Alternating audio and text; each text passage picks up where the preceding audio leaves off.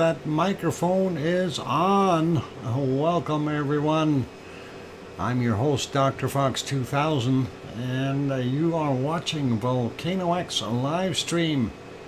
Thank you, Sue, for saying, I hear you. That is awesome. That means my microphone is working. And thanks, Henry, as well. And yeah, Bob. Bad, Bob. Bad. I know it was an accident. Debbie, don't take it the wrong way. That was an accidental click by our wonderful Bob, the moderator. It happens sometimes. Don't be offended, please, and you are more than welcome here. So, and aloha to you, just so we know that. All right, good to have everyone on board. The heart gets in the way. What? Uh-oh. And thanks, Sharon Stewart, as well. And sounds like a good day. Well, it's hot and muggy here. You know, I don't understand. The weather guessers are saying it's 30% relative humidity. This morning we had such a massive downpour. There is still water puddles on the roof and all kinds of places. And I looked over at the other site and it said 80% relative humidity. So I guess the weather guessers in Atlanta just don't quite understand that. But hey, it is what it is. Anyway, welcome everyone. Glad to have you all on board. It is June the 13th of 2023. Moisture in the sensors, Doc. I have no idea. What sensors? What sensors? Maybe. Could be moisture, but we don't know yet. Anyway, I'm trying to keep myself cool and calm. It's not working. It's hot and sticky. It's one of those days, but hey, it is what it is. Let's get rid of that big banner first off the screen. And well, where is that banner? It's here somewhere. There we go. And of course, everyone was paying attention when you looked at the magic volcano there, and of course that is the secret volcano for today. I hope everyone is familiar with that one. Snicker, snicker. Anyway, it's a nice picture. I thought it was anyway. I'll leave that there. I know I'm teasing. It's a bad habit I got. Anyway, first person in today was, let's see, that was that Dan guy. And Dan, of course, is going to share his cookies with his lovely wife, Gaines. But Gaines, if he doesn't give you any, I'll have to give you some myself. So there you go. Oh, hang on. He needs a couple more cookies than that.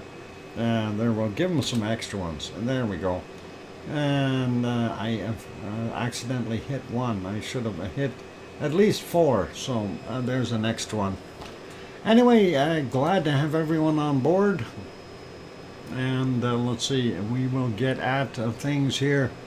I did work a little bit later today, so, well, actually, I wasn't that late. It was the traffic was horrible today. I have no idea.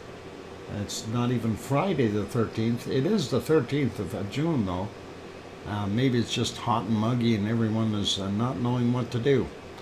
Anyway, on screen, of course, you see Halemaumau crater. Well, at least the side vent there. And they're moving the camera around. This was from 4:30 something this morning. 4:38 is what the clock says on there. So pretty cool. One fish of 26 says to disable the Dagum live reaction edit video custom, uncheck the live reactions box. There's a live reactions box? A live reactions box. I've never seen that. I'll have to maybe check. What I've been doing there, one fish, is I've just been reusing the old ones already. I already have. Oh, Gaines, you're lucky. And all good. Okay, so let's see what we can do here to figure out what the heck is going on around the world. First off, we'll say hi to everyone, and we'll start out by saying hello to Sharon Stewart and Gaines and Sasha and Dan, who got the cookies, and OneFish26 and Mars 2028, and Sue Hayes is here. Got your emails there, Sue. Thank you. And we got Sharon already going up the list. The King is here, King Colin. And who else we got? One fish we got. Still scrolling up. Hermione and Fluffy are here. Welcome, Hermione and Fluffy. And Henry Nelson on board. Yep. Wonky Donkey is here. Welcome, Trevor.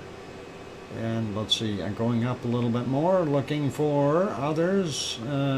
Debbie Brady, who accidentally got her aloha all deleted by Bad Bob Bad. I know it was an accident, Bob, but we haven't seen Debbie since. She was really upset about it, so I think you need to go apologize to her. Kevin Williams is also here. And let's see, who else? Still scrolling up, looking for other wonderful names. Pamela Moncure is back. Welcome, Pamela. Always a pleasure. Sandra Rockland also here. And let's see, Kevin Williams we got. Wonky Donkey we got. Sandra Rockland we got. All right. Who else is in here that I've missed so far? I see 40 in the chat, but I don't know if there are that many. Some may be lurking, which is quite all right. And we'll keep going up here. Okay, we got Sandra. Tom is here. Tom and Pepper. I think, I don't know if maybe Tom is being solo again today. Poor Pepper didn't get nothing. Yeah. Connie Tyree is here. Welcome, Connie. Or welcome back, I should say. And let's see, who else we got? Sixth Sense Amelia. Welcome, Amelia. Good to see you. Kia ora. And going up a little bit more, looking for others that may be hiding yet. And we got Sue, we got Sandra, we got Gaines, we got Dan, of course. Yep. And still scrolling upward, and I'm up as far as I can go. I don't see any other names. If I did not see your name, like Metal Omi 54, please don't be offended. Sometimes they take a little bit of time to check in. Hey, why is that screen all fuzzy? Let's fix that. Go ahead a little bit and see if we can fix it. They have some problems with the lower light levels and the focus sometimes. So, not a surprise though. We have dilemmas with cameras as well. And let's see. Yeah, if I did not call your name out, please do speak up. You can yell at me, and all good. And you can always pop in and say hello if you like. For those sitting in the Lurkers Lounge, you are welcome to join in the chat. And yeah, I moved it ahead a little bit, and they did refocus. And there you can, of course, see the majority of the lava works there at the Helena-Uma'u crater in Hawaii from 4:46 this morning. That includes our southwest parasitic vent, or hornito, that's sitting on the right-hand side there, smoking pretty bad. Anyway, I'm glad to have everyone here. Oh, Mona Alfano popped in. Welcome, Mona. We got Mars 2028 already. Yep. And let's get at things, though. A big welcome to our moderators, of course. We got Arizona Snowman, Piggy, who should be taking it easy right now. I'm hoping that she's got some kind of meds that are working for her, and hopefully things will improve there. And she's on that five more days of waiting before they get at it. And speaking of Piggy, I just got an email from our wonderful Piggy. In a sty, pain levels high, hiding. Okay, and Piggy, you take care, and you stay safe. Try not to move around, and do the best you can. We understand. Okay, and no worries. We've got you covered here anyway, so all good, and we're fine there. Anyway, also, yeah, so we, Arizona Snowman, Piggy, C&D Boy, of course, in the channel, and Gary 24/7 Live, AZ Skies, also around, as well as, hey, Grandma B just popped in. Welcome, Grandma B. As well as, let's see, Lucas Snow, Joseph Fields, Texas, Mona Lisa Smiles. I think that's about it for our moderators. And hopefully we'll see all of them, maybe. Well, it doesn't matter. We don't have to see them all, but that is C&D Boys in the chat anyway. Anyway, let's get at things. So this, of course, is what we were seeing during the night. Let's just pop it over to a daytime view. And there is the visibility of that wonderful Hornito, a little bit on the smoky side today. Every time I check, that smoke seems to wander on in, but there is a lot of smoke coming off the top of it. We're obviously not seeing too much lava flow right there. There is a little bit right there, red hot lava that you can see. So we know it's still streaming out of there, but that is kind of hiding the other paths. So pressure has been down as far as I can tell. They're at Helima crater, and I don't want to say it's waning, but we don't know. It's kind of a lot less output than we've had for a little while. Anyway, let's take a look at the other shots here, the still frames. This one, of course, from yesterday. Let's redo that and get today's. And there it is. Really not that much difference in the looks of things. Still over here in the southeast lava pond, everything seems to be pretty level, but you can really tell where that southeast lava pond was. And that is very interesting. Also, we can see some ridge lines from the flows, which is also quite cool. And we know this area had a bunch of vents that were spilling out, yet that seems to be lower over on this side. The other thing I wanted to point out is the, as we call it there, the West Lava Pond. The level has gone down quite a bit, and that's gone down more than just general degassing. In other words, there is a drain hole somewhere in that lava pond, and it is draining. So that's something that we need to consider, and that is what we're seeing there. And of course, the western vent and that little hornito that is built up over there, still very active. So we'll leave that be. Let's have a look at the other shot here. This one was from the 12th. Let's see if we can get something a little bit more modern. And there it is, a nice long-range shot, and not seeing too much of that activity. That smoke in the corner, of course, right there from the corner vent, the southwest vent, and this just in the general area out front. So not anything crazy going on there right now. And this was yesterday's thermal. We're going to redo it, and as we can see in the thermal, we are seeing less activity here. Remember, it was kind of right in the middle here where it was cut off. Well, now it's starting to cool, as we can see it moving further back. So things are cooling off, it's an indicator that we're not seeing anywhere near as much of that wonderful lava as what we were. And you can definitely tell the, I guess we'll call it the beak. The beak here is still flowing lava into the west lava pond. But at that level, you can certainly tell it is down quite a ways. And I'm wondering how much further it's going to go. We'll see what happens.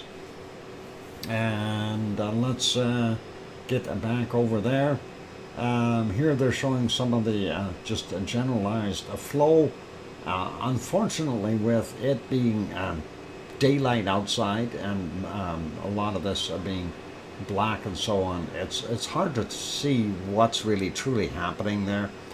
We are seeing some of these plates shift and move, and if it was a nighttime, we definitely see the cracks in between all the plates. So that is what we've got going on there right now. Pardon me. Yeah, they're moving around with the camera.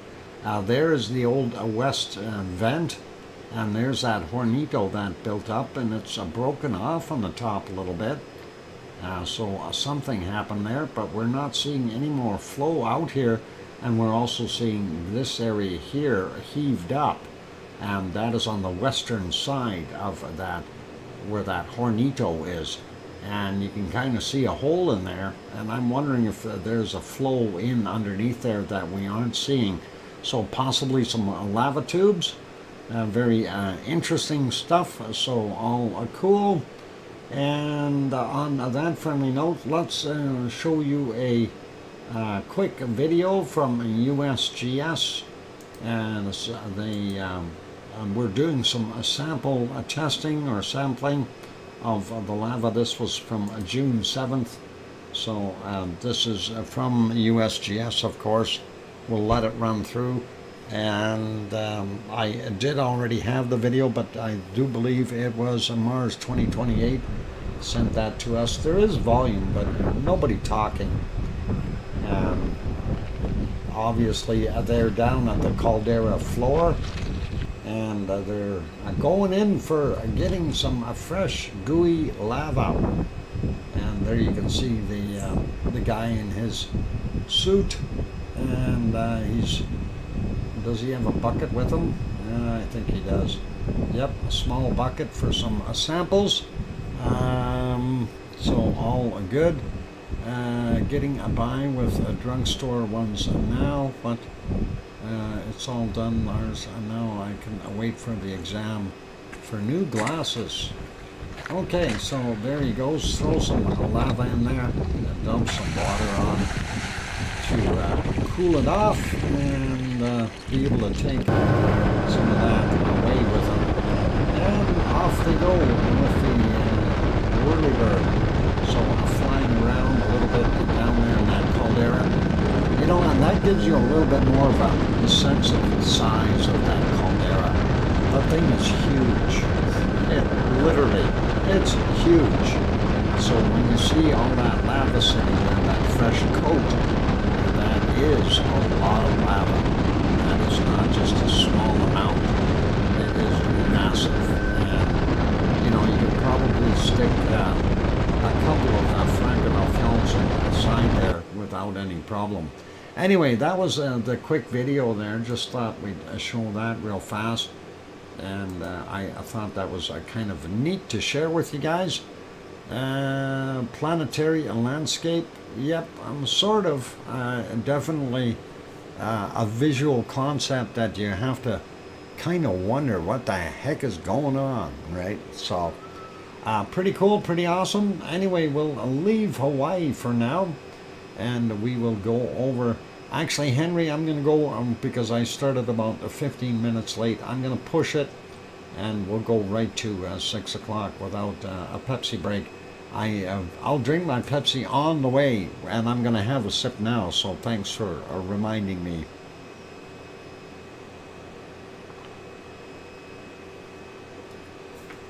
Ah, yes, a fine vintage. So, anyway, yeah, I want to go over to Iceland. Let's get over there. Gotta find that place first. And there we go. I think I found it. And let's click that button, and there we go. So there is the capital city of Reykjavik, of course, and we still see a daylight out there. It is 11:35 p.m. or 23:35. So it's quite late, and yes, still light. It's pretty cool. Looks like early evening is what it really looks like for most places. So anyway, looking pretty good. Very little cloud up there, some haze, but I think they're okay with that. Let's back that up about 10 hours. See what it looked like real quick. Whatever you do, don't turn the fan off flying the helicopter in a... Oh, the fan in the helicopter? Yeah, well, you got to be careful. Yeah. All right. Anyway, 10 hours ago it looked a little bit different. We do see some, looks like rain clouds up there on the mountains. But not bad overall. A little bit of sunshine hitting the buildings. So a beautiful looking area. Going to put that one back on live. Our next shot, of course, is from the area just to the left of this shot, from the Perlin Center as well. And there it is. I actually want to make that one smaller. There we go. And there you can see the regional airport. Off in the distance you can see Cape Lear, and that is very visible today. And a nice sun setting sky over there. So pretty awesome. I don't know if it was any more brilliant if we just go back, say 46 minutes or 45 minutes. Yeah, it looked pretty wild. Hard to kind of see out into the water there. The colors really blend. Anyway, that was pretty neat, but let's go back to that 10-hour mark so we have an equal opportunity to see what it looked like. And there we go. A little bit of sunshine, Cape Lear visible in the distance, and looking not bad. So all cool there. Putting that back on live. Let's make that one smaller, get to the next one. This is down on the Reykjanes Peninsula, right near the lighthouse. And we do see the steam geyser doing its thing right there.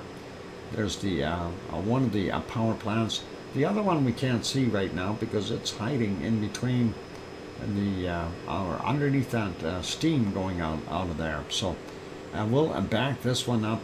Actually, before we do that, you can see the little houses way off in the distance there. That is Grindavik, and you can see the top of Ragnar right in there, that little rise, and that is Ragnar. So pretty cool.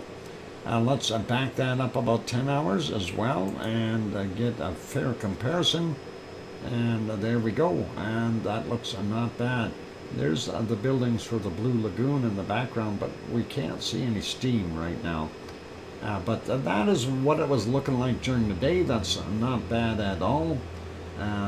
Still a little bit hazy off in the distance, but that is okay. Still looks nice, so I'm not going to worry about it. Going to make that smaller. Next one we're going to make bigger, and this of course is Katla. The big ice mound here, that is Katla volcano, and Katla is quiet. Nice sunset. I just want to back that up a little bit just to take a look and see what that sunset looked like. Okay, and why are we not seeing the whole thing? There we go. That is better. That's the whole thing. And I'm going to take a screenshot because I like that. That looks pretty awesome. And that was, what was that? That's about 40 minutes ago. Anyway, let's back that up to about the 10-hour mark. And again, a fair comparison with the other cameras. And that is what it looked like. So not bad. You can actually see Katla during the day. Some cloud over it, but not bad. And a lot less water down here in the forefront and also over on the other side. So that is evaporating. That's all good. And lots of people running around taking pictures. Really cool. Let's put that back on live and make that smaller. We'll take a look at the other shot, and that'll be just for a sunset shot there. That's what we see. Slightly different angle of Katla, but not by much. So looks pretty cool, pretty awesome, and we'll leave that be. And ooh, awesome color and the light. Yep, it was, certainly was, Sharon. And let's leave that guy be. I'm going to put it back onto this one so I know where I can find it. And we'll get to the next segment here, and that'll be looking at our harmonic tremor charts. And we'll start out with a Fragile Fjord, or FAF. If you want to bring that up, you can type in Rumble chart, and that'll bring up this particular website, and you are free to use it as you desire. That'll bring up the whole thing, not just FAF. And anyway, as what we're seeing, downward trend on our magmatic as well as our seismicity, and it's actually hiding beneath the tectonic movement. And tectonic movement seemed to go up and down a little bit, but we do have some quakes in the area, actually quite a few of them from the looks of things. We'll take a look at that in a little bit. And we'll go up here and take a look at the next one. That'll be Askia. And let's see, there it is. And there's our Askia. And hopefully, well, they are kind of almost the same. Wow, we see the downward trend. And I'm kind of surprised at that because they're very far apart. Downward trend in the magmatic. Downward trend in seismicity, but that popped back up on the bottom here, and it's a little bit broken. I wonder what the heck is going on. And of course, our tectonic is above that, which is really quite odd. They too have had some earthquakes in the Askia area, and that is interesting. So let's take a look at the next one. That'll be Grimsey. Grimsey, of course, the northernmost point there that has humans living on it. It is its own island, and it is a part of Iceland. And there we see a downward trend as well. I think we're missing some of that chart. They may have cut us short a little bit. We do see it popping down. Same thing with the seismicity, so a magmatic seismicity, and kind of the same drop, looking at what we see in a tectonic movement, and a slight rebound on the tectonic one. I'm not sure what is happening with that chart. The other ones are all right up to the edge of the line here, so you can see that. So obviously we're missing some data, and hopefully that'll come back. Next one, of course, is Grindavik, and Grindavik is a little bit odd as well. We see the magmatic movement heading downward, just like what we did at Fragile Fjord. Same thing with the seismicity, but that is hitting a sharper point, and then it rebounded and went back down again over here. But the weird one is, of course, what's going on with our tremors. And the tectonic indicators here show some quakes again right in the middle of the day, same as this. I'm still thinking there's something being turned on every day, because we see that here, we see it here, we see it here, you know, and it's always around that same time period. It's almost like somebody's working over there with something near that sensor on Grindavik. Let's go. Grindavik, by the way, is to the southwest of Fragile Fjord. And we'll take a look at Krusevik next. Krusevik, of course, to the northeast. And it's got to be here somewhere. We'll find it. And there is Krusevik. And again, the same downfall that we see for seen on Fragile Fjord, as well as the other charts around there, Grindavik. is the massive drop and then rebound for our magmatic, and then the seismicity dropped a little bit sharper. This one shows a little bit more of a rebound and then dropping again a bit. And the tectonic action, it's kind of a mess there. So I wonder what's going on, but we'll leave that be. And let's get back over to Erupción, and then we will switch over to earthquakes, and we'll get some answers. Well, some maybe, not a lot. Let's see, where are we here? There we go. All right, off to the earthquakes. So according to that map, we have had 102 earthquakes today, and that is a fair amount. We're not going to list every one of them, so we'll be skipping a bunch, but that is okay. Reagan's Peninsula looks busy again. Scott Hartman just popped in, as well as Michael Olson. Welcome, you guys. Glad to have you on board. Anyway, Reagan's Peninsula, this area, there's the capital city of Reykjavik, and over here Keflavik Airport, Keflavik, Regensburg, Yardvik. Down here's Grindavik, and there is the Blue Lagoon and the power plant right beside it. If we zoom in a little bit more there, you can see the buildings and such. So that is what we've got there. And then, of course, if we go down onto the tip of the peninsula, there's the lighthouse. The camera should be over here somewhere, and that is what we normally see. There's the geyser area, and of course the other power plant sitting over here on the other side, just by that pond. So pretty cool. Anyway, let's take a look at some of the quakes. First off, I want to grab these ones that are way out here, and that is quite a distance out.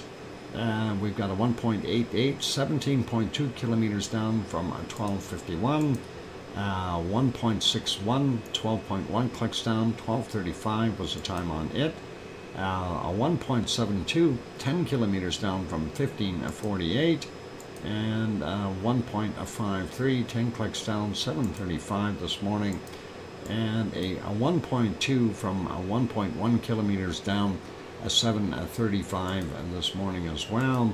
0.94, 10 kilometers down, 15:52. Next one, 0.18, 4 kilometers down, 16:30, 13 I mean. So is that a 2 sitting there or just one? There is a 2 there. Let's get the other one in there as well. 0.18, 4 kilometers down, 16:13. And the other one is 0.18. Same time. Interesting. We do have this one here from it's a 1.22, 5.4 kilometers down, 4:56 this morning. And just to point out, this is the outer edge of a Erupción right in there. So we do have a bunch of quakes there. But let's look at the other ones on the Grindavik side first. 0.54, 17.4 kilometers down, 228. I'm bad with words already. And let's go here, 0.41, 6.2 kilometers down, and it's 1:18 a.m. for him. This one, 1:53 in the morning, 0.49, 4.7 kilometers down, from 2:37 in the morning, 0.15. And that's 4.2 clicks down, and another small one, 0.18, 4.9 kilometers down, 2:12 this morning. Getting over into our wonderful area of Erupción. There's Ragnar, of course, right in that spot, and that is the Siggy Fisher. But let's have a look at these quakes. This is a 0.3 surface quake, 135 meters down, and 9:40 a.m. for him, and very interesting. This one is a 0.63, 23.1 kilometers down. That's really deep, from 2:31 this morning. And over here we have a 0.55 from 11.3 clicks down, 9:47 was the time on that. The other one over here, a 0.26, 6.1 kilometers down from 832. And let's grab the next one. We'll get this a 0.12, and that came in at a depth of 1.5 kilometers from 46 minutes after midnight.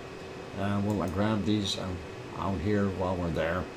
1331, we had a 0.63 and 3.2 kilometers down for him. Next one is a 0.46, 6.3 clicks down from 1259.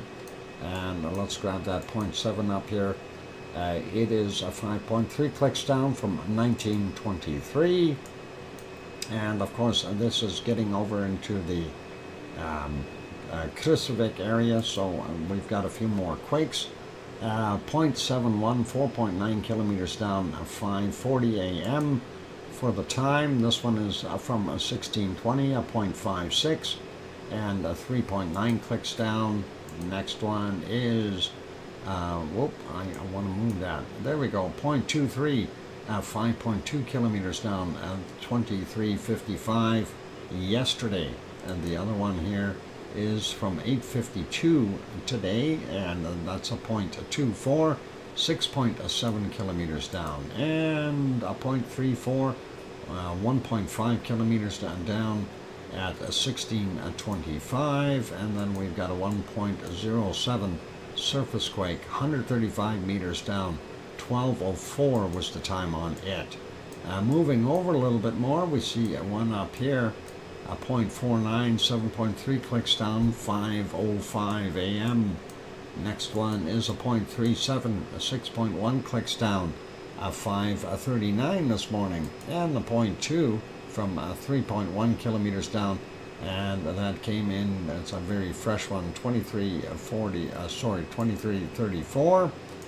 And we are moving on, looking at a 0.17, 12.3 clicks down, 4:30 this morning. We'll get this straggler here, 0.07, very, very small, 1.7 clicks down, 5:43 this morning. Well, might as well grab this other one up here, 1.2, 5.5 kilometers down from 1857. And what do we got in this little mess? All kinds of little ones. I'm just going to click on a few of them, see what the depth is. 6.8 clicks down. This one is 3.5 kilometers down, 2.7, 2.5, 3, 2.4, 2.4. What about this guy? 11.3, that's quite deep. And the other one, 1.7. So, yeah, it gives you a few. There's a whole bunch of little ones, so I'm not going to go through all of them. Too small to really worry about. Let's carry on. This is Hecla over here. And we have another small one here, 0.07, 1.7 kilometers down, 5:43 a.m. Katla's got some business, though. And let's take a look at those. We'll start up here. 0.29, 9.1 kilometers down. That's definitely not in the ice. And that is from 1:41 this morning. Next one is 0, 8 kilometers down, 21:46 for that guy. Over here we've got a 1.68, 135 meters down. That could be ice movement. 12:41 was the time on that. The other one over there is a 1 in magnitude, 16.5 kilometers down. Came in at 21:42. And let's see what we got here in this little mess. A 0.78 surface quake, 135 meters down, 7:53 this morning. Next one from 11:28, a 0.4, 1.1 kilometer down. And this one 7:24 as well, 1.59, 135 meters down. And this one is a 0.3, 1.1 clicks down at 19:30. And this one from 2023, a 0.3, and hey, 2023, that is cool. good time. Anyway, 1.1 kilometer down for him, and then a 1.1 clicks down from 1640. Zooming out a little bit, and we got these two already, I think. Yeah, because they were on top of each other, so we'll leave those be. Zoom out a little bit more, and we got that guy up here, I think. 0.76, 135 meters down, 1320, so that is okay. Nothing over at Grimsvatn, but we do have a few here at Bardabunga, and this is a 0.3, 5.2 kilometers down, 2206. Then we have a 0.69, 362 meters down, and that is from 1219. I wonder if that's where the truck is. Irish Monk, of course, lost his truck out there. 2.1 from 1.9 kilometers down, 1517. Next is a 0.91, 5.7 kilometers down, 1028. And a 0 from 5.2 clicks down, and 1959. And I'm just checking a time. We should be okay. 5 minutes. Thanks, Tom. And we'll just zoom here to Askia and see what we've got there. Some older ones as well as newer ones. 24 minutes after midnight. A 0.26, 6 kilometers down for that. A 0.47, 3.7 kilometers down. 1316. 0.1, 5.7 clicks down, 1307, 2233, a 0.7, 2.6 kilometers down, and a 0, 4.9 kilometers down from a 148. Then these two stragglers outside of that main batch, a 1.88, 19.6 kilometers down. Again, very deep numbers, and that is unusual. 17 minutes after 10 a.m. for him. The next one is 18 minutes after that 10 a.m. mark, and that is a 1.19, and that's a 1947, a 19.47 as far as depth.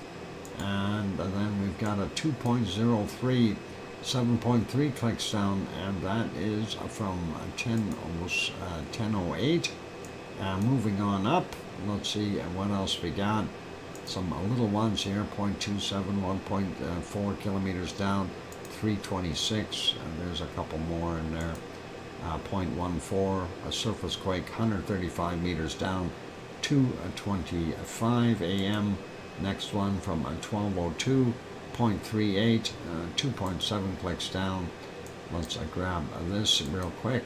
That is a 0.42. How would I try a 0.49? There we go. That'll be better.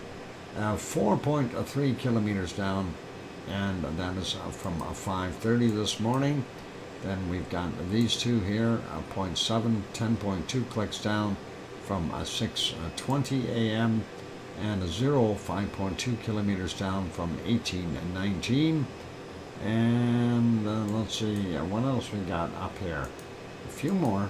Let's grab some of them before the break anyway. And we do see a few here.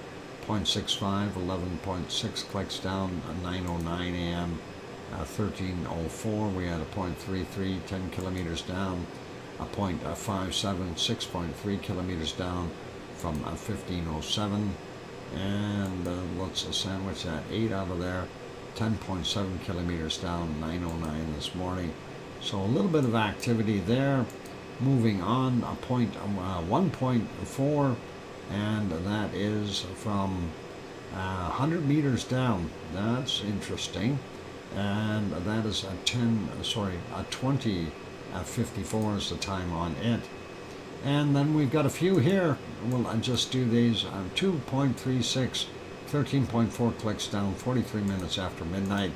1.45, 10 clicks down, 6:40 this morning. 1.61, 10.6 clicks down, 44 minutes after midnight. And then from 12 noon, a 0.15, 135 meters down. hey, what's going on here?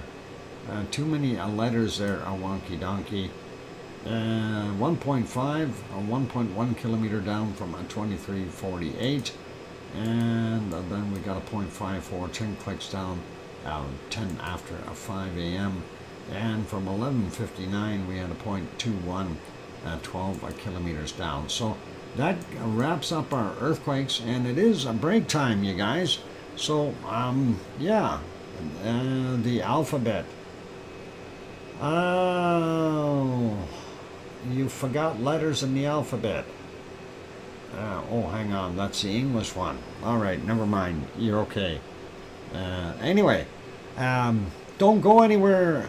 I got lots more to come. I'm going to put you back on some, hopefully, moving lava. There we go.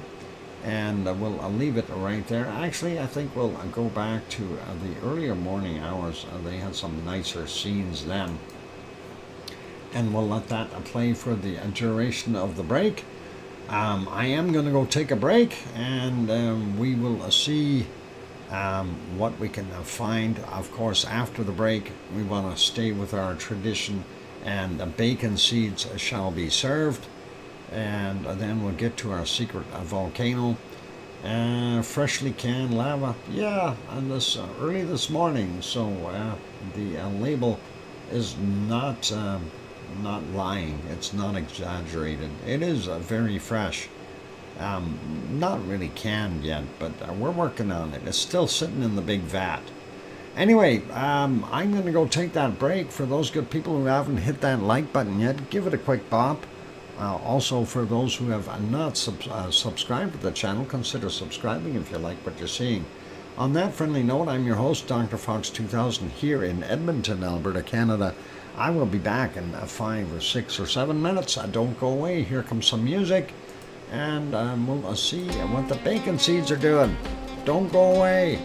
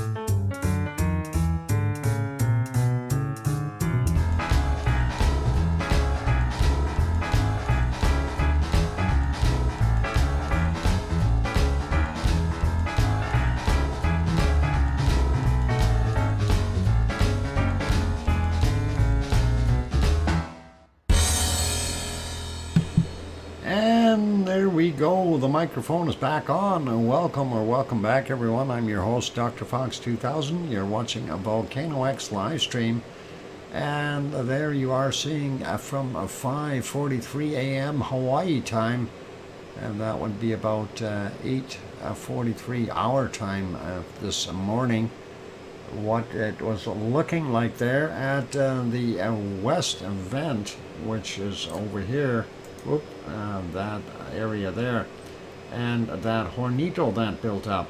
We do see some cracks here showing some lava, but no real heavy visible lava anymore, not seen. Unfortunately, you do see the smoke coming off of that hornito, so all good. Anyway, thank you for the welcome backs from Sue and Kevin and Mars, and I hear you, Dr. Fox 2000 from Sharon Stewart. So all good.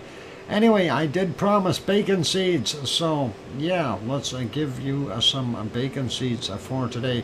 Thank you, Scott Hartman, as well for the welcome back. Let's get over and have a look. This, of course, was the last one from yesterday that our wonderful Piggy sent, and of course they will go and take a look there. You know, she still looks like she's in good spirits in that shot. Anyway, let's get to the first one of today. Looks like somebody's out playing basketball, and that is always nice. A little bit of fun and exercise. And let's get to the next shot here. And it looks like somebody's been into the coffee or tea. I don't know what it was in that cup, but it looks like they've emptied it. Little buddies they are, and they were working together. Anyway, let's get another cup full of Piggy, and right there's another wonderful shot. And I wonder how big that little pig actually is, or how big the cup is. That looks pretty awesome, though. This coffee tastes funny. Mars 2028, don't worry about it. Just drink it quickly. Anyway, next one is this. We've got buckets and buckets of fun. Pigs in buckets. And that is awesome. Let's leave that one be. We'll get to the next bacon seed, and we'll see. So far, nobody needed a hogwash yet, which is really good. I think we are now at a hogwash contender. That snout looks dirty. Definitely a hogwash material. But hey, you know, wearing a hoodie, sometimes you end up getting a dirty snout. It happens. And let's see what the next one is looking like. And there we go. I think he needs the hogwash. Yep. There are the three little piggies. I think they too might need a hogwash. They got milk stains all over their faces, and some a little higher than others. That's kind of cute. We like that. Anyway, next bacon seed. Let's see what we got. Piggy Coat Junction. Very punny there, Sharon Stewart. Piggy Coat Junction. And here we've got another bacon seed. A little guy. Very, very small. I think he doesn't need a wash, though. He looks pretty clean. A housebroken kind of thing. Or he broke the house, one of the two. And the next one is this one. More buckets of fun. That one is a really ginger colored. Very nice. I like that. And he's got some straw inside there and everything. He's saying, let me out of this bucket. Anyway, that is a cute looking little guy. And we'll get to our next one. Another one. This one looks like it's a bucket of a barrel. And he's in there. What's with all these buckets and pigs inside things? Anyway, that is looking pretty cute as well. At least he looks smiley, and I think he likes that. I think he's in the the hogwash. Maybe that's what's going on. All right, we've got one more bacon seed, and let's take a look at it. And this one is definitely in the hogwash. And no hogwash required. He's already there, enjoying it. Very cool. And definitely, getting the hogwash. Pretty good looking pig. And you gotta love it. And big thank you to Piggy for sending those in once again. Always a pleasure, and appreciate your efforts for getting those bacon seeds in and letting us show them to the world. So awesome. Anyway, let's leave that bacon seed business alone, and we will move over and get to the next ones. That is our secret volcano. Not looking so good there at Helma crater that morning, or this morning, at 5:49 a.m. Of course, we've got some, in addition to the fog created by the volcano, we also have fog. So it's a fog and fog together. Anyway, we'll take a look at this wonderful secret volcano picture. And okay, I'm going to do it this way. You will only be allowed to guess one time, okay? So you make your guess count. You are only allowed to guess one time. And there it is. There is the secret volcano. And this is where I just be quiet. Oh, Mars 2028, you ruined it already. And we got a whole bunch of you doing that. And yep, Mars 2028, I got it right off the bat. It is a Messiah volcano, and that is what we are looking at.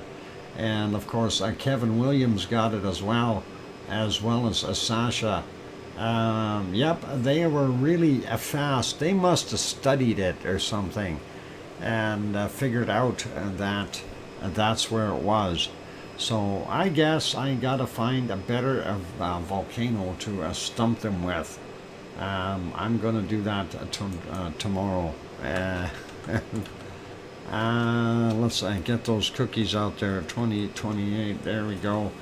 Give them a stack of cookies. And yeah, it is actually a very nice picture there, Tom. I do agree with that, and that's why I used it. I just recognized it straight away. Yeah, I kind of thought, there's not too many that have that deep caldera, like the caldera within the caldera, and that is kind of what we got. I'll get the cookies loaded onto the Starship. Awesome. Yeah, okay. And that'll be cool. And yeah, that is actually not a bad shot at all. I do like it, and definitely looks nice. Anyway, we had a look at Iceland. We had a look at Helma crater. We'll go back to live here for a second and just take a look and see. There's a good shot of the west lava vent, and of course our toe area, and the toe area looks like it's starting to rebuild itself. The west lava pond is draining. Okay, now the thing is where is it going? We had this conversation last time it had lava in it, and where the heck does that lava go? And we are seeing what it's doing again. We are seeing some bubbling over here. We know that flow inward is coming from the beak, if you will, of our birdie here, and it's flowing in this direction. Remember last time it was flowing out over on this end. Now it's coming in from that end and flowing across here, and it appears to be sinking out of sight over on this side. I don't know how the cookies will handle the G-forces when I launch later. We'll call it a physics experiment, Dr. Fox. Well, you know, that's actually a good point because they are soft and gooey on the inside. Maybe make sure the container you put them in will contain them, okay? Because you know, if you're taking off, I don't know, what are you pulling, about 3 or 4 G's? It's going to make a mess. They're going to get awful flat or mushed together, something like that. Anyway, that is our Helima Umau crater doing its thing. Let's leave that be. And we want to go off to our next place of adventure. And I really don't even know what's going on there yet. I'm going to just check. I think we had a few quakes in the area, but we're going to go take a look. I'm just not 100% sure, Snicker. Yeah, I peaked already. Anyway, we are on the island of São Jorge or São Jorge in the Azores, and there's one of the little villages there and one of the harbors. You can see a few of the lights of Pico Island off in the distance, so not that bad off weather-wise, but nothing too crazy there. Because we already came in late, we don't see what's splashing up. We do see a boat out there, though. That would have been neat to be able to watch it come in a little bit, but hey, that's okay. Let's take a look here. And this is still indicating from the 31st for this map, so nothing new on the island of São Jorge. Let's see how many quakes we have here. And we have, let's see, 1, 2, 3, 4, 5, 6, 7, 8, 9 new quakes. So that is a fair amount. Let's make that a little bit bigger. And let's maybe zoom in a little bit first. Actually, let me make that one bigger. There we go. And we can see that here 2 hours ago, 2 hours and 56 minutes ago, 3.1, and that 3.1 was at a depth of, where's my depth? It doesn't say. It, yeah, okay, so, yeah, it doesn't say. Anyway, it came in at 21:28 GMT, or UTC, without a depth. Or, hang on, oh, there it is. It's up top, 12 kilometers down. That's better. I knew there was something wrong there. Okay, so 12 kilometers down for that guy. Let's zoom in here. There's a Fayal Island. We do have this one just north of, northwest of Pico Island, and that's a 2.4, 8 kilometers down from 9 a.m. GMT. And looks like most of the activity is out here. 17 hours ago, 2.15 clicks down. This one is from 9:47 to 0.2, and it's a surface quake. This one is a 2.1, 2 kilometers down. 7:12 was the time on it. Next one, 2.0, 5 kilometers down from 2:39 in the morning. And next one, a 2.4. And that came in at 9:51 a.m. or GMT, and the last one 15 hours ago, or 9:34, and that is 2.2, 10 kilometers down for that guy. So that pretty much covers the earthquakes there.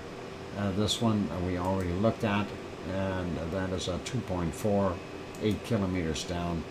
And I don't see anything else until we get down here. One little guy, 2.1, all lonely surface quake, came in at 22:23 UTC or GMT, and that is what we've got for quakes in the Azores. So a little bit of activity there, which is always nice to see. For those who aren't familiar with this map, of course, the Azores, right in the middle of the Atlantic Ocean. There is the Canary Islands. This is Portugal and Spain, France, and this is England and Wales and Scotland in the top, and Ireland, Northern Ireland, and then up there is Iceland, and there is Greenland, and Newfoundland, and Nova Scotia, and Sue waving hi to us from over there. And that is awesome. 4 minutes till Pepsi. Holy Batman, we're going quick. All right, let's leave it there. And Sue is waving to us. And that is all good. Let's pop over to our next volcano of interest. Oh, by the way, I wanted to show you something. I thought this was an improvement. There. That is Yellowstone National Park. What do you think of the clarity of that? Somebody got a new camera. Yay! They have a new camera at Yellowstone, and that is Old Faithful. So that is pretty cool, pretty awesome, and I'm happy to see that. It is a pan, tilt, and zoom, and we know that it moves around, and it's been upgraded. So they are no longer in 720p. They are now in 1080, which is really, really cool. And yep, very neat. And now, looking at that shot, I'm wondering what the heck are these right around the base here. That looks like some kind of animals or something hanging around here. I hope that's not animals. I hope they get out of there, whatever it is. Anyway, maybe that's a buffalo. I have no idea. I thought I seen it move, but I can't tell. Maybe it's just rocks. I don't really know. And yeah, they got that Sasquatch. Nah, Sasquatch are in the back here. You can see them. They're hiding in the back. So that's all okay. And they're keeping an eye on it. Maybe they're waiting for dinner to get cooked. I have no idea. Anyway, surely they wouldn't get that close. You never know there, Cookster. You never know.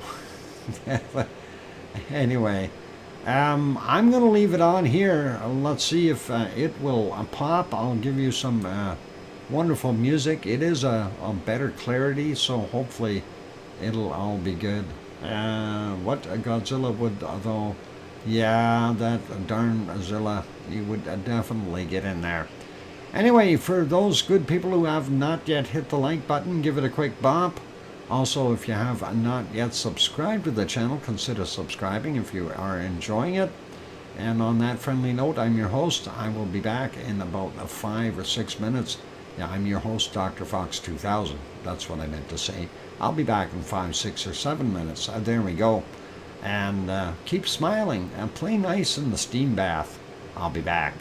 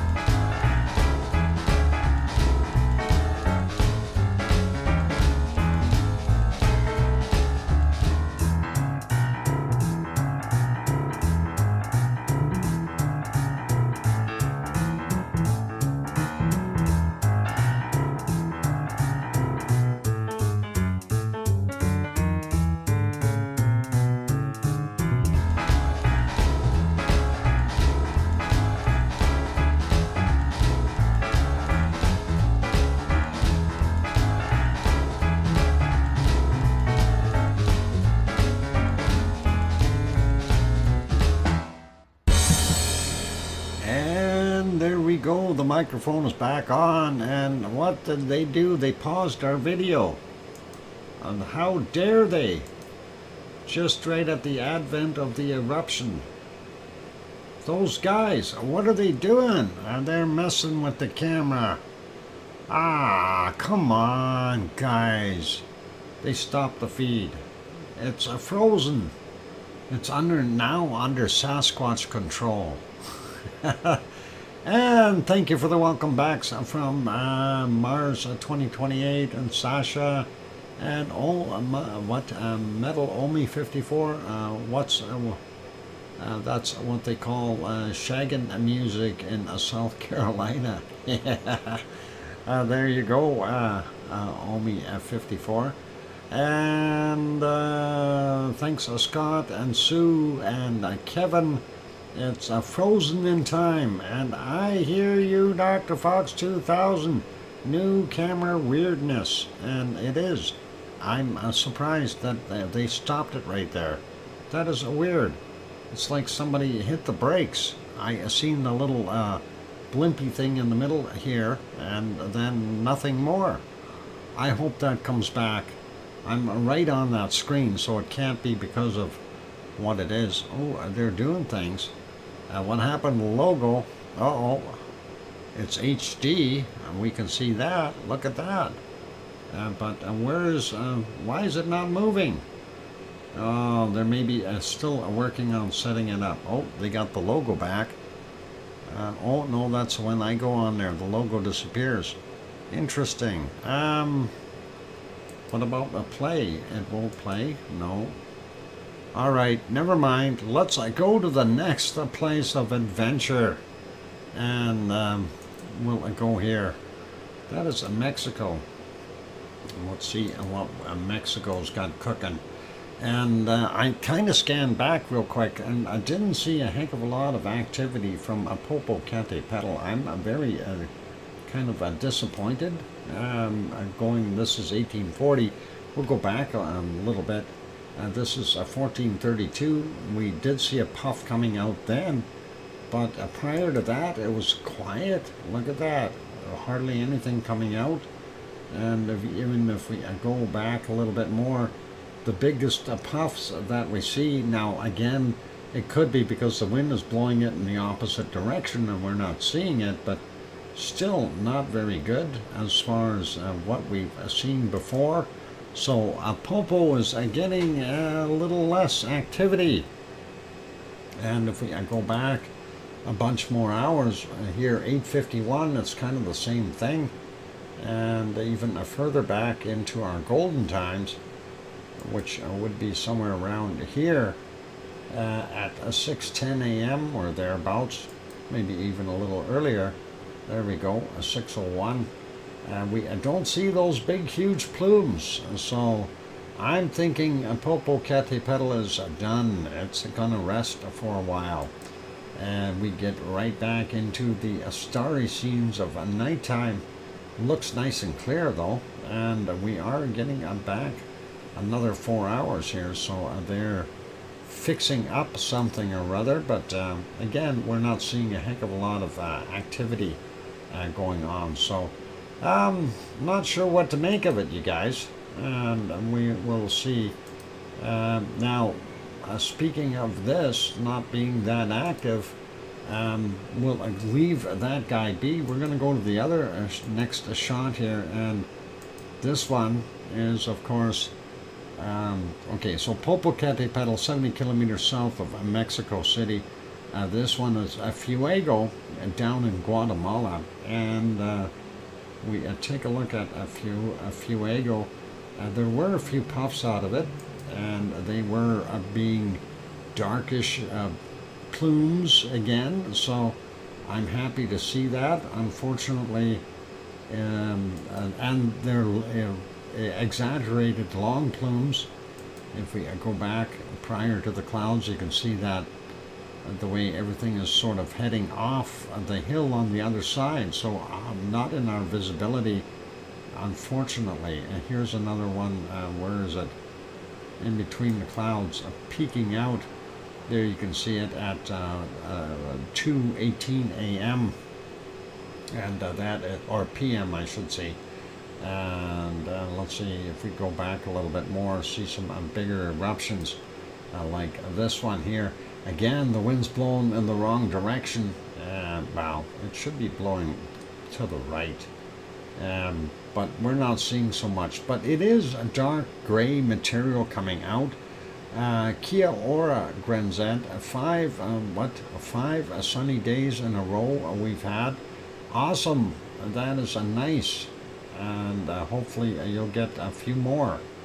Going back a little bit further, we see this one from 1035, thereabouts. Again, a lot of material falling down the hill there, a lot of ash, as this thing is ejecting the larger amounts of tephra. And let's see if we can find a few more puffs. This one at 9:50 a.m. Kind of nice to see it being busy. Here's another one from about 10 hours ago, 8:46 a.m. And pretty cool to see that. And there were a few more here. Let's get this one on. This is from 7:50 in the morning. And again, we're seeing that very, very dark, ash-rich plume coming out of there. And I think that may be taking the get up and go out of a few, while Fuego is stealing the lava from Popocatépetl, maybe. I have no idea. Anyway, it looks pretty awesome, and nice clear view today, so pretty cool. Let's put that back to live, and that is kind of a scenic thing. I don't know if the sunset was going to be anything special, but let's see if we can get back just a little bit. Kind of a nice sky in the background, but it really didn't do as well as it could have, because it covered the mountain while the sun is going down. I didn't like that. I would have rather liked to see eruptive activity like this from 1832. So coming out of the top clouds there. Nice covering though of the volcano with the kind of a lenticular layer of cloud. Pretty cool. Anyway, we'll put it back on live. We'll leave that be, and we'll make that smaller. I want to make sure that one's smaller. Next one is, of course, the our secret volcano that we already peeked at. This is a Messiah, and we do see that lava cone here, or sorry, a crescent. There we go. That's the proper word. And of course, we can see down into the caldera to a degree, with lots of smoke present. So at least we get to see it. And that one was from 5:50 p.m. their time today. And that is right when I got in the door. And this is what it looks like right now. So at 1935, definitely more lava showing, and nice to see that. So hopefully it will continue to do its thing. Not our secret volcano. Well, it's just from a different angle. That's what it is. Anyway, that is all good. Let's take a look at the next shot. Okay, and no more light there.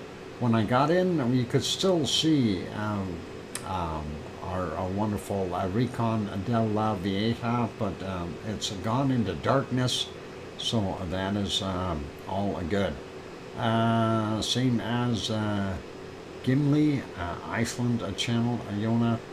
Yona is here. Welcome, Yona. Glad to see you. And the next one, of course, going all the way down into Chile. And I captured this as soon as I got in the door, so we can see the sunset over of Lascar. Well, not behind it, or over it. Anyway, the sun went down, it got into nighttime there. We don't see any off-gassing, so it makes you wonder what the heck is actually going on there, but that is what we've got.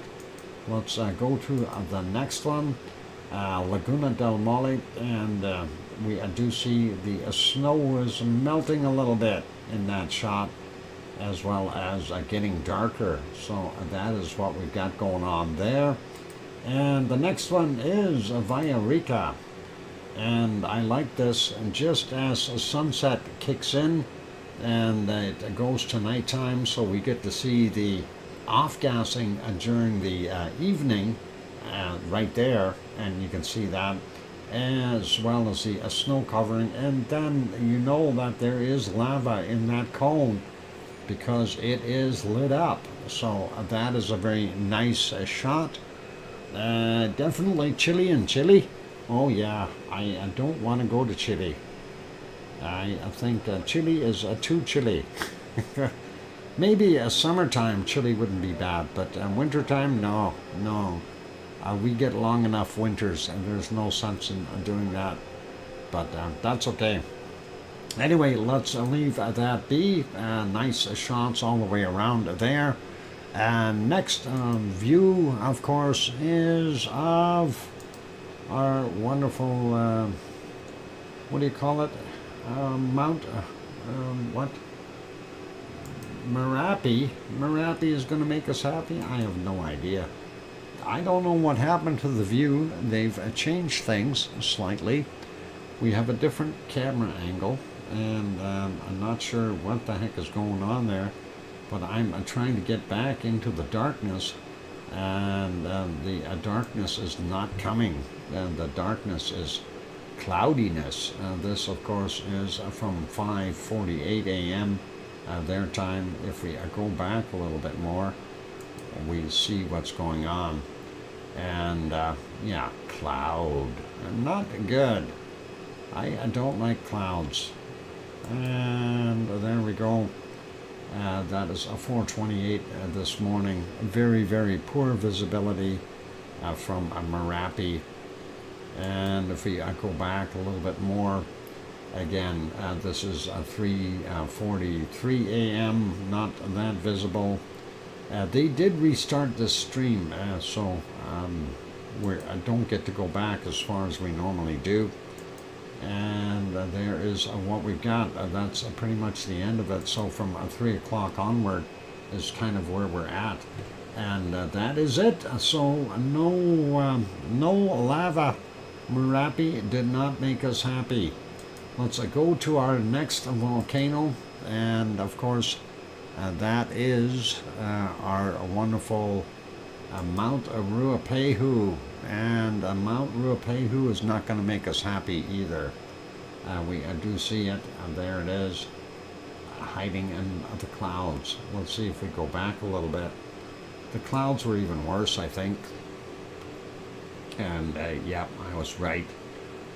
If we go back to the earlier morning hours, though, you can just make out the volcano as it is silhouetted by the sun in the background there. So, and this would be a little bit better. There you go. That is at sunrise. So that is Mount Ruapehu. Unfortunately, not the best shots that we've seen, but beautiful nonetheless.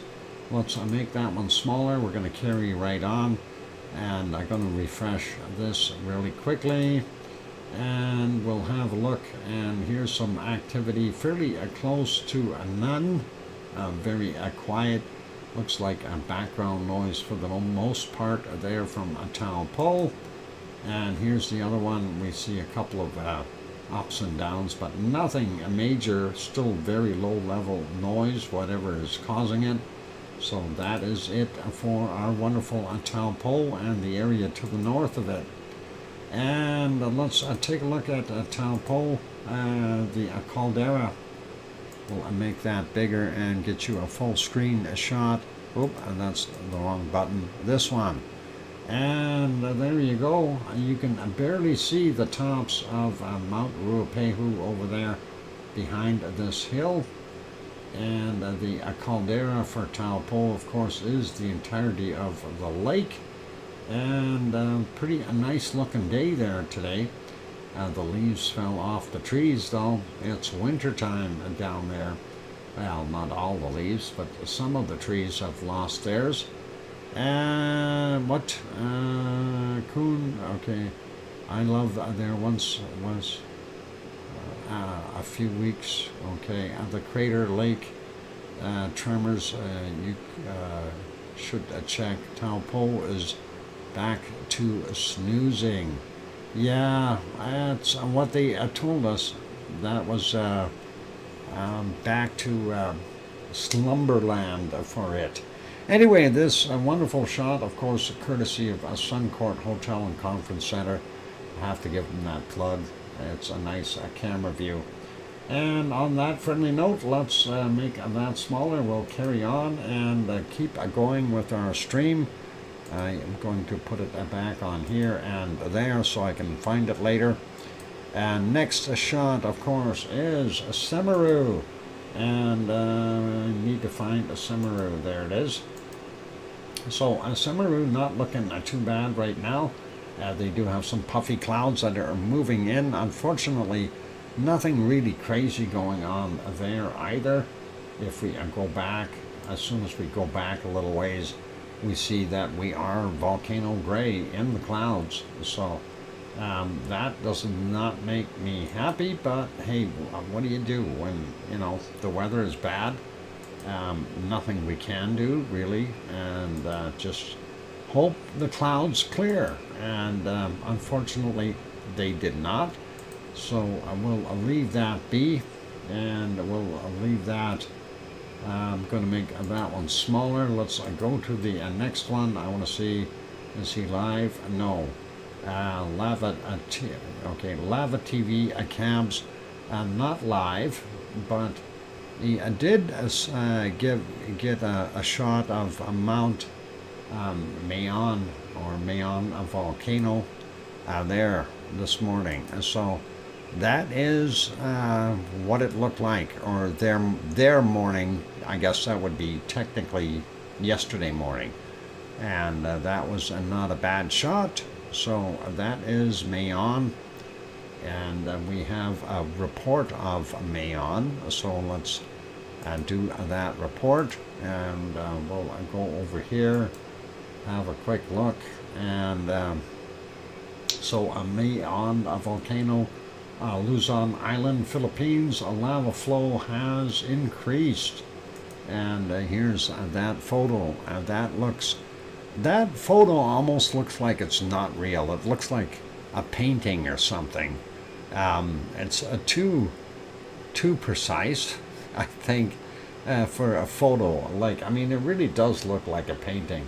And it's titled A Magnificent View of the Erupting Mayon These Days. And that is Jamie S. What is it? Sincioko, if I said it right. Sincioko. I have no idea if I said it right. I probably butchered the name. Anyway, that is a nice shot. I like it. So all cool, enhanced and tweaked maybe. I don't know if it would have been enhanced, but it still looks nice. It certainly does. Next, I don't know, that is a Tarawera, a volcano in New Zealand, right there. And I'm sure Grenzed would have been there already and knows where that is. Some nice color, real heavy iron in here, if you ask me. Tarawera. Pretty cool.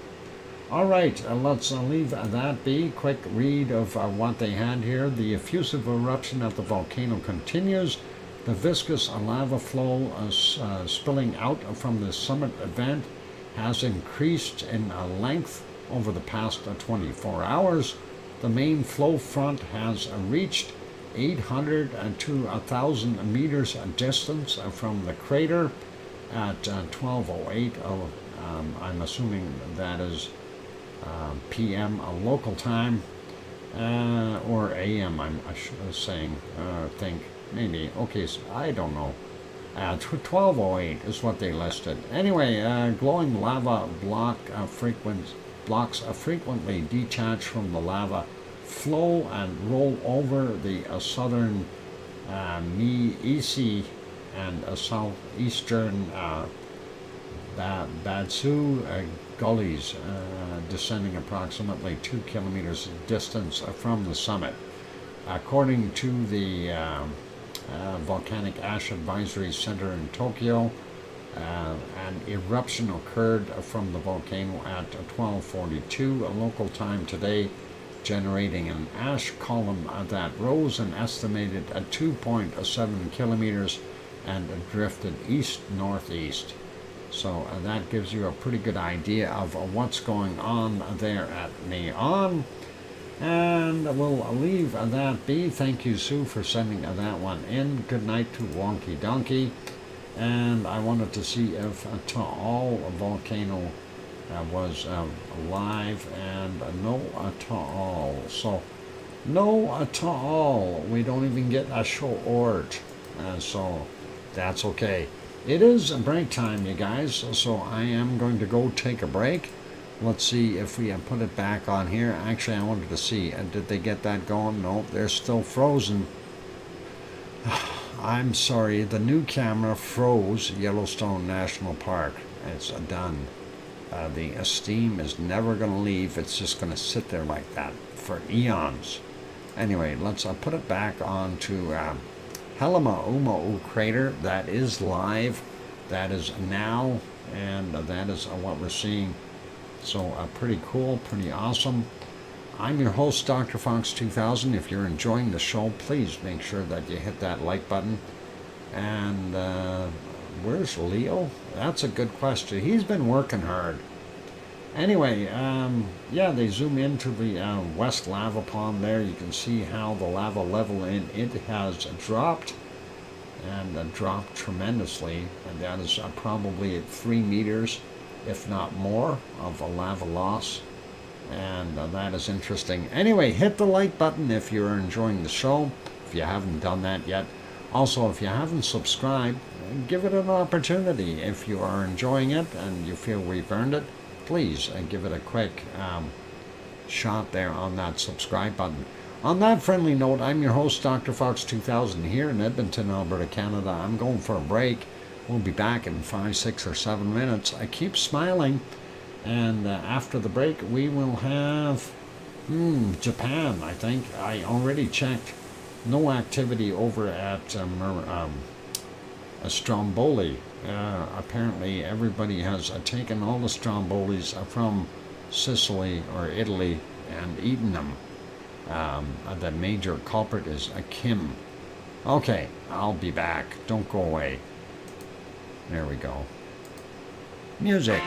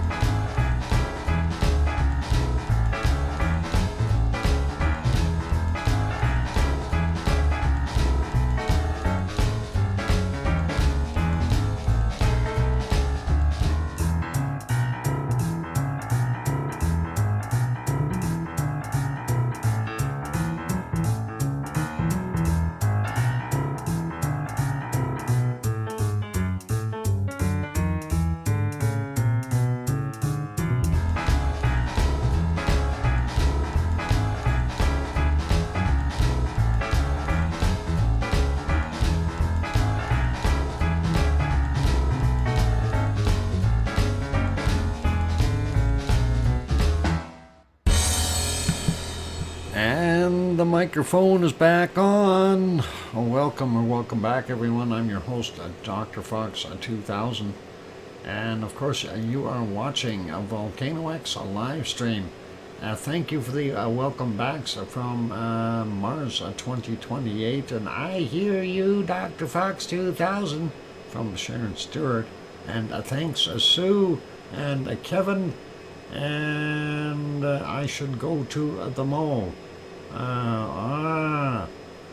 Anyway, you guys were talking about Campi, and yeah, that whole area, of course, Campi and Vesuvius are very close to each other, and you got a population of around 3 to 5 million people in the area. So we keep our fingers crossed, hoping that it will never blow. And yes, indeed, Grenzed is correct when he said there's actually people living in some of the calderas, and that is a little bit.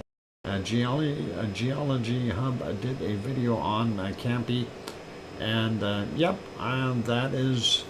I think I watched that one not too long ago, and yeah, there's, it's the whole area. Well, that's where you had Vesuvius and the famous Pompeii thing. It can happen there again, and I'm hoping it doesn't. They do have some very heavy evacuation routes set up and things like that, but if everything goes all at the same time, then there is very little hope there if it happens, because Campi is indeed there was an uprising. Yeah, actually, Sue, it has been uprising from what Yvonne said. It has been uprising for a few years, every little bit, and there are better documentaries. Yep, I agree with Grenzed, but that whole area, eventually it will likely pop, but I just hope that people are heeding that, because that is a dangerous area. When you're living, never mind close to a volcano, you're living in the volcano. There's certain things to be said, and I mean, for me, I would rather stay maybe 50 miles away or something, 50 kilometers at least. Living right inside a caldera of, and I'm not going to say this too badly, but I consider it a very vulnerable volcano because of the present activity. There is steam at times. The off-gassing is quite heavy from some of those calderas that Campi has.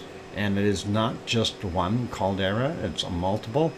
Actually, let's do this, since we're on that subject. Before we go over to the other place, and we'll go over to our interactive volcano map, and we'll kind of point that out, what things are looking like there. And we'll see if we can do that real quick here. So let's see.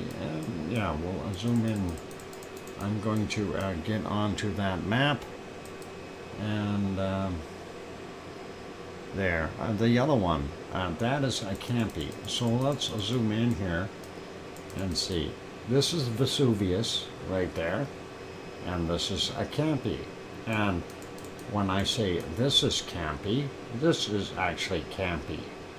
Okay, that is Campi.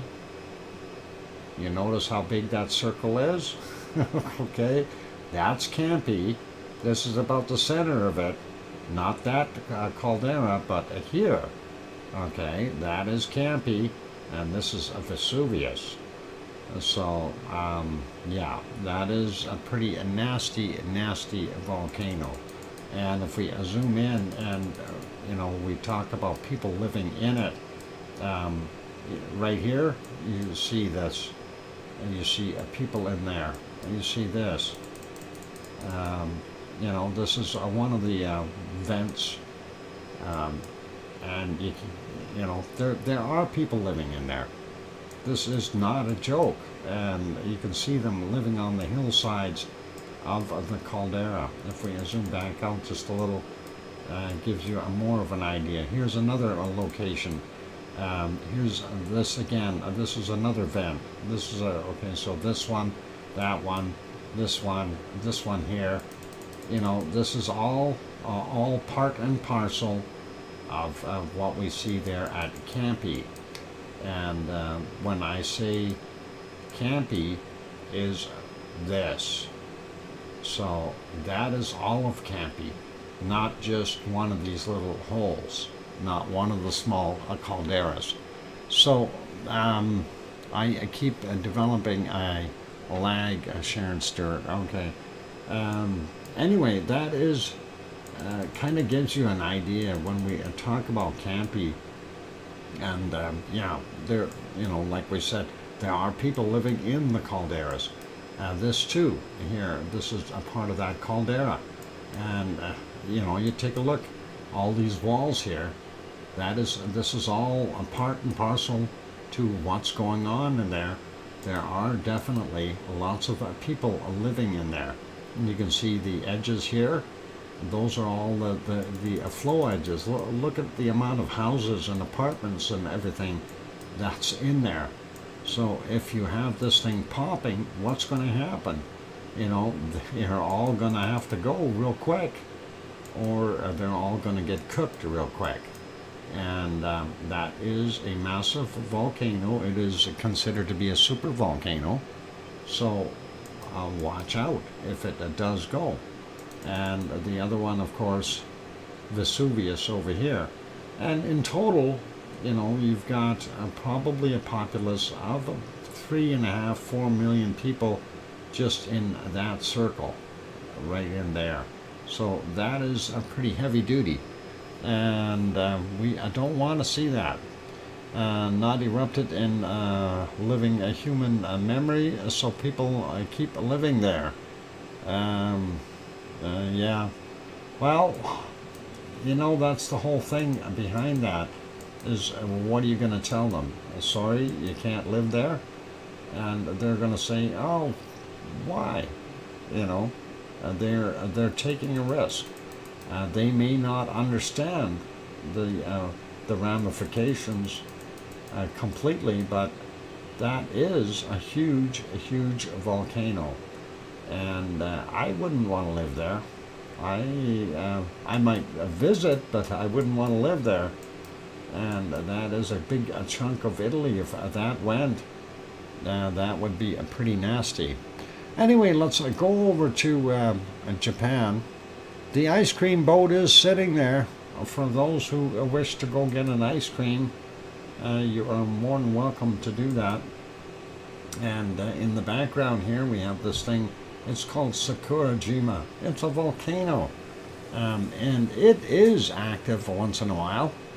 I'm just not seeing what's going on there right now. Let's look at the other views and get a better idea of what we're looking at. Oh, we got stacks of TVs.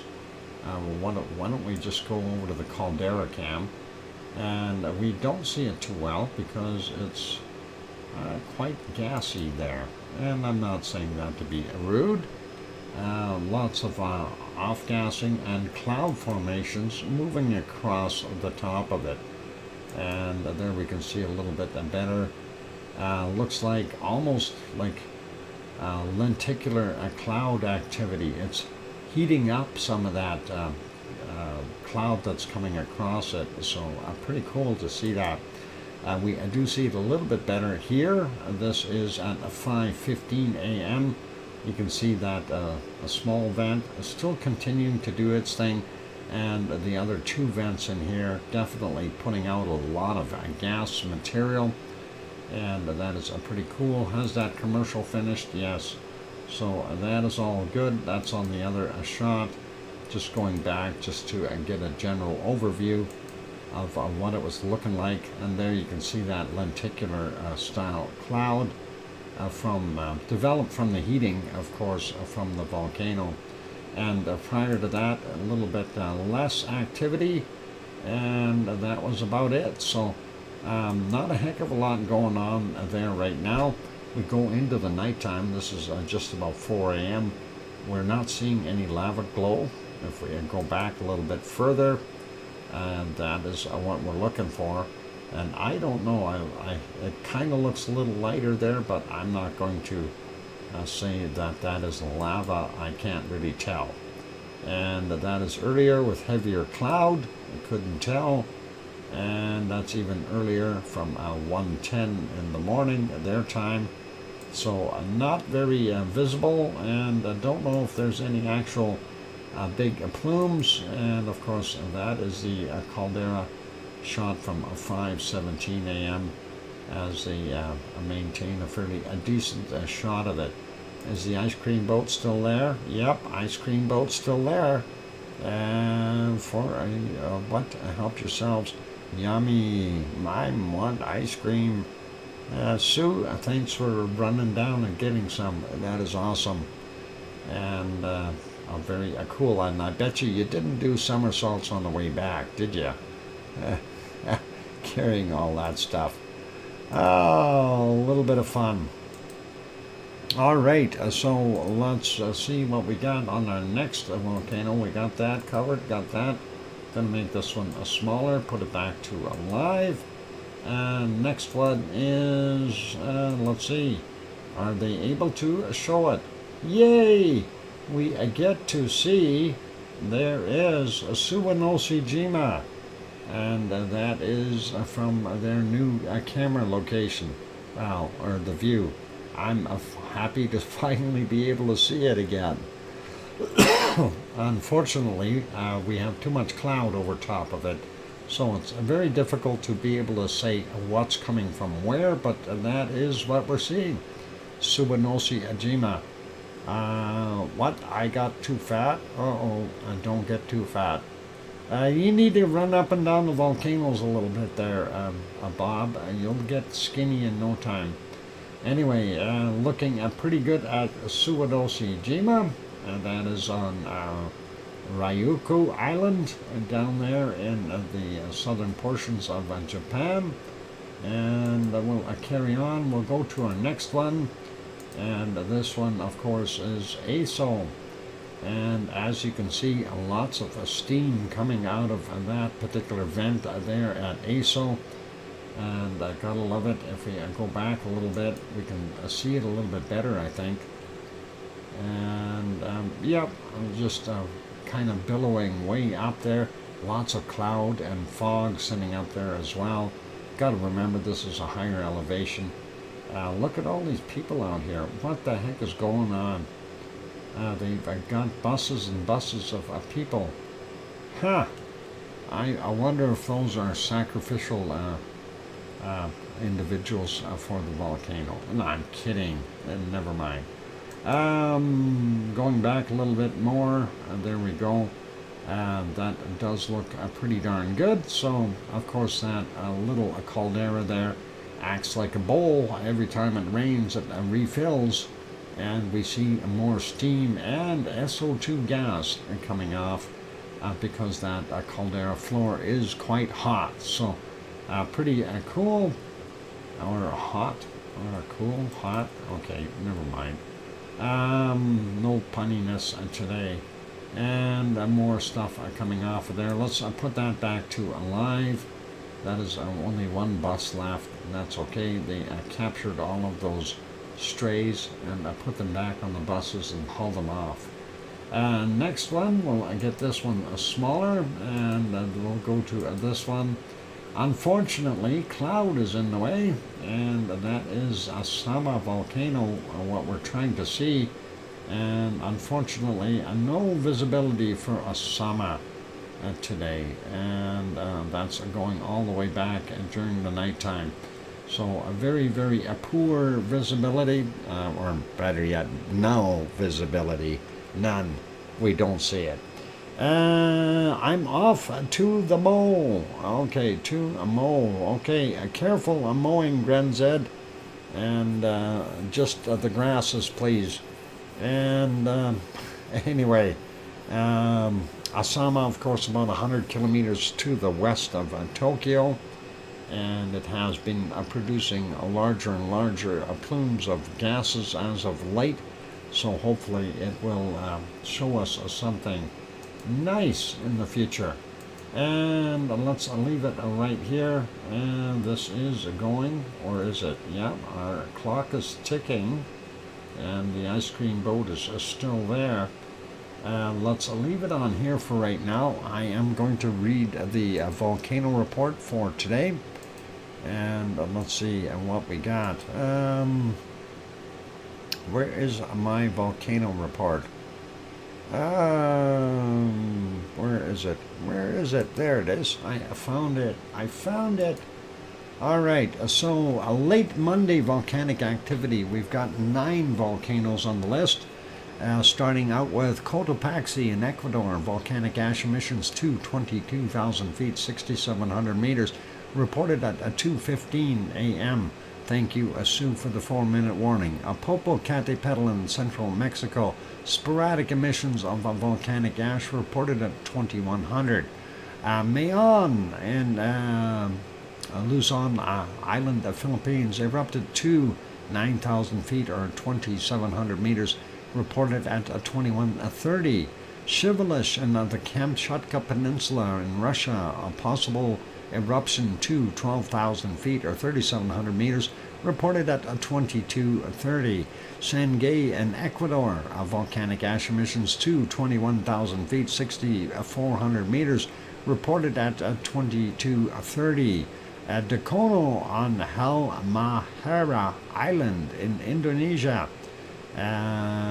volcanic ash to 7,000 feet, 2,100 meters, reported at 2245. Ibico on Paramashur Island and the Kuril Islands in Russia erupted to 10,000 feet or 3,000 meters, reported at 2,300.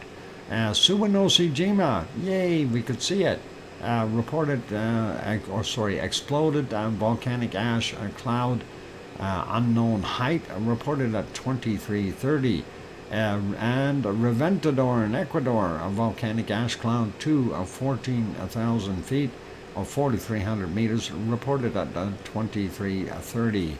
That is for yesterday's activity. We have 11 on the list for today, and we'll start out with the top one. Semeru, East Java, ground report of volcanic ash to 14,000 feet or 4,300 meters, reported at 1 a.m. Sabancaya in Peru, continuous ash emissions to 24,000 feet, 7,300 meters, reported at 1:30 this morning, and 23,000 feet or 7,000 meters at 13:30. And Fuego in Guatemala, possible volcanic ash possibility to 15,000 feet or 4,600 meters, reported at 1:30 a.m. Volcanic ash emissions observed to 16,000 feet or 4,900 meters, reported at 1,300. Mayon and the Philippines erupted to 9,000 feet or 2,700 meters, reported at 4:45 this morning. We've seen the separate report already, and reported eruption of volcanic ash cloud, unknown height, reported at 1,600. Then we have Shivalish and the Kamchatka Peninsula in Russia, possible volcanic ash emissions to 12,000 feet, 3,700 meters, reported at 6:15. Cotopaxi in Ecuador, nothing seen at 8 a.m. Popocatépetl in central Mexico, possible volcanic ash emissions to 22,000 feet, 6,700 meters, reported at 8:45. And Sangay in Ecuador, possible volcanic ash emissions reported at 9:15. Reventador, no emissions reported at 10:30 in the morning. Suwanoshijima, exploded volcanic ash, unknown height, reported 11:45. And the last one, Nevado del Ruiz in Colombia. Volcanic ash emissions observed to 20,000 feet, 6,100 meters, reported at 1,600. Thank you kindly, Sue, for sending that in. Awesome information. And it is a time for a break. I don't know why that ice cream boat has not left. The video is obviously moving. We can see car traffic and trucks moving. So it's not frozen. It's not Yellowstone. At least we don't think it is. Anyway, let's put you back into Hawaii for right now and see what's going on there. That apparently stopped moving, so let's click on there and we'll make it move again. All right, it's time for a break. For those good people, you did all of those volcanoes in 4 minutes. Holy Batman, Sue, 4 minutes? Oh boy. You better hit that thumbs up if you haven't done that yet. All of those volcanoes in 4 minutes. Only 4 minutes. That's pretty cool. Anyway, speed report. Woo. Yeah, well, a little faster input, I guess. I figured I'd get it out of the way. Anyway, I'm going to go take a break, you guys. So if you have not yet hit that like button, give it a quick bop. That'd be really cool. Also, if you have not subscribed, I consider doing the good old subscribe thing if you feel we've earned it. On that friendly note, I'm going to go take a break. I'm your host, DrFox2000, here in Edmonton, Alberta, Canada. I will be back in 5, 6, or 7 minutes. Don't go away. Keep smiling. I'm going to check if it's going to rain yet. It was a sprinkling earlier, and they said we're supposed to get more rain tonight. We can definitely use a little bit more. Anyway, here's some music. Keep smiling. Play nice in the lava fields there, and I'll be back.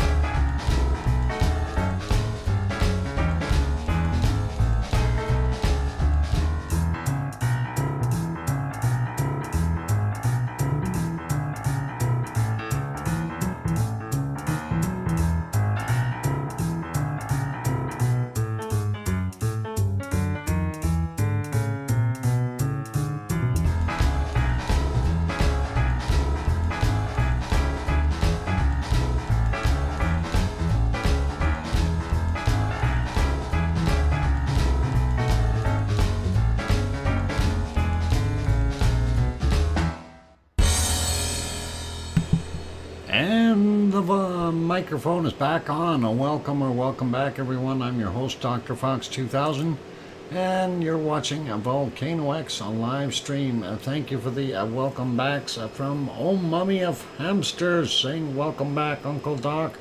And thanks, Sue and Mars 2028. And I see Kevin Haynes is heading out. Good night, Kevin Haynes. Take care, and hopefully we'll see you tomorrow. Anyway, let's carry on with what we're doing here. And of course, the next place to go is our earthquakes. So let's see if we can get over to the earthquake map. Gotta find that thing. I know it's here somewhere. And there we go. And click on that button there. Alright, on screen, and this is the USGS earthquake map. You can download that yourself or have a view online at earthquakes.usgs.gov/earthquakes/map, and that'll give you all that nice wonderful stuff that you see here. And you can zoom in, zoom out, all that kind of stuff, and see quakes that are happening all over the place. And let's see, what do we want to look at first? Well, Kamchatka Peninsula, no new quakes. And as we move along, we do see a quake there, 5.3, 134 kilometers west-southwest of Adak, Alaska. And no tsunami, I believe. We'll double check. There we go. Tsunami warning says no. All right. So we can close that one. That is a fair-sized quake. Just to zoom in a little bit. It's not very far away from some of the other volcanoes that we were hoping would pop. But, you know, it is a subduction zone. So we're going to see lots of quakes in the area. Even this one here. Tanaga Island, of course, being close. I don't know what is close here, but this guy, 3.7, Adak, Alaska area, fairly small, but still, they're happening. So that's what we got to keep an eye on. We got a 4.1 here, and that is out in the water a little bit further. And that is from 1837 today, 10 kilometers down. We are seeing little guys over here, and that is a 2.6 near, or 25 kilometers west and northwest of Sitka, Alaska.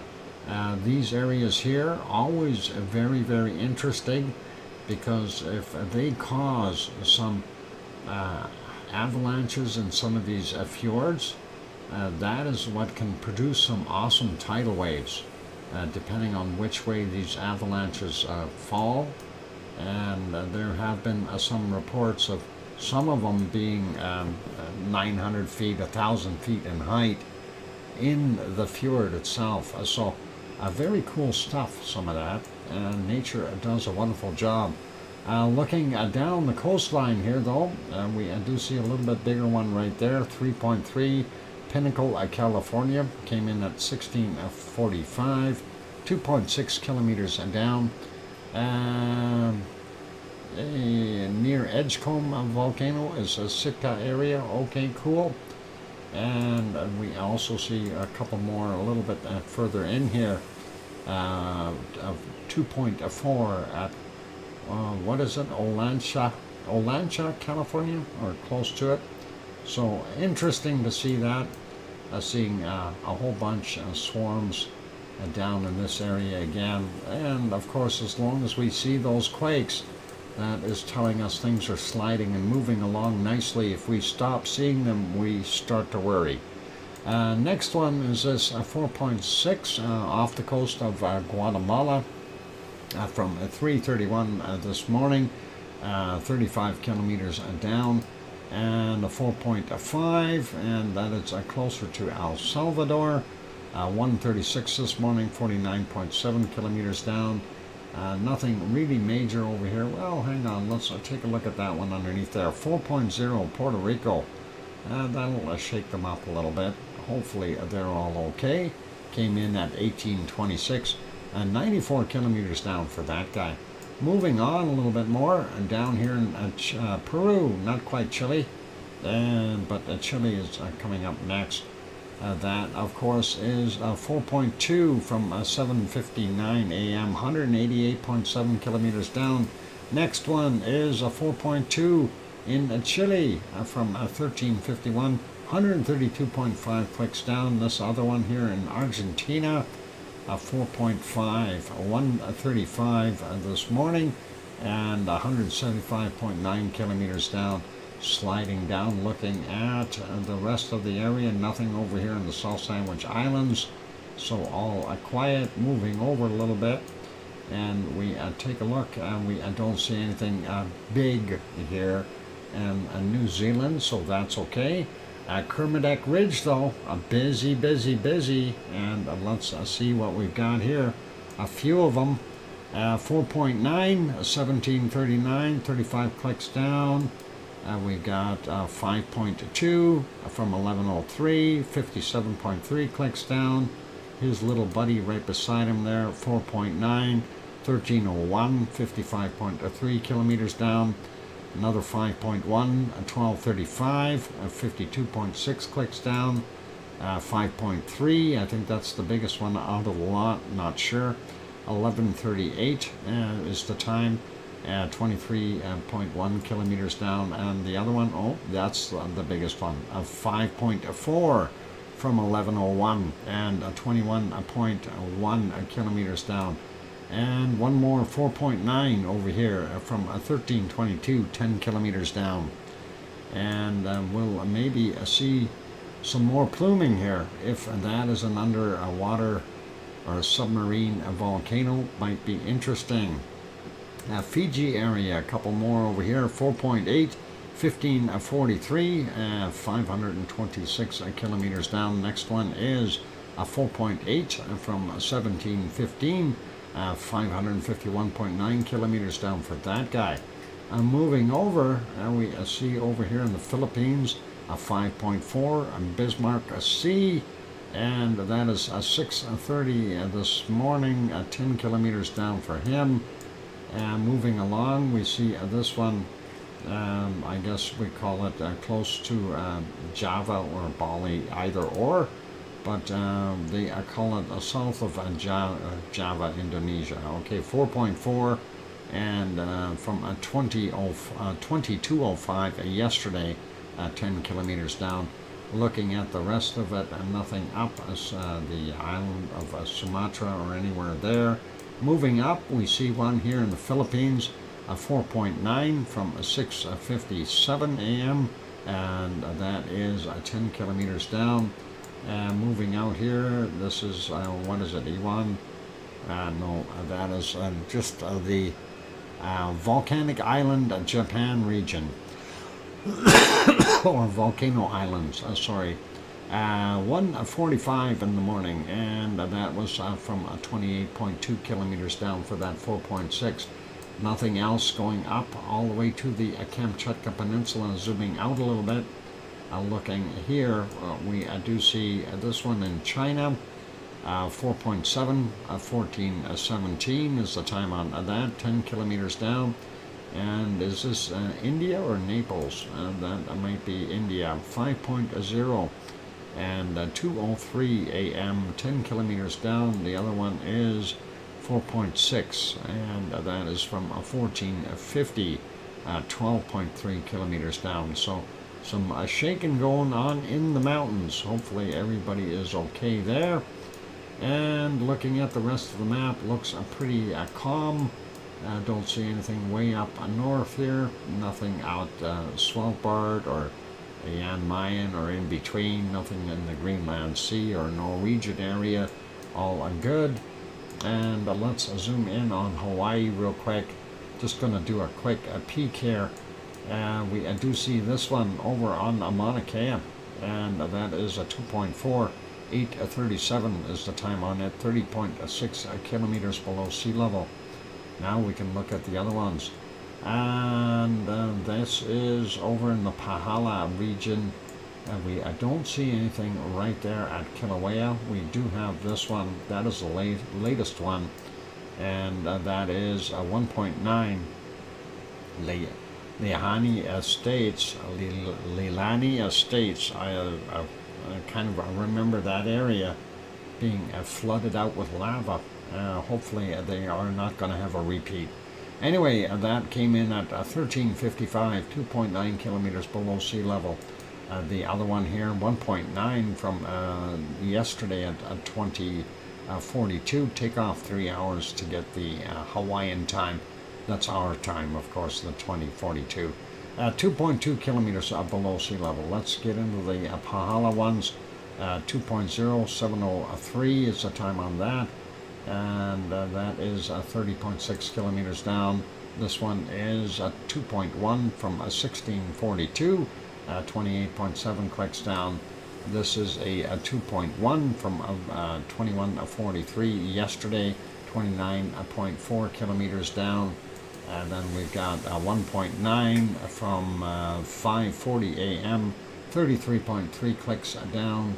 And then we got 4 more here, 1.8, 7:59 a.m., 31 kilometers down. This one is a 2.1 from yesterday at 2048, 35 clicks down.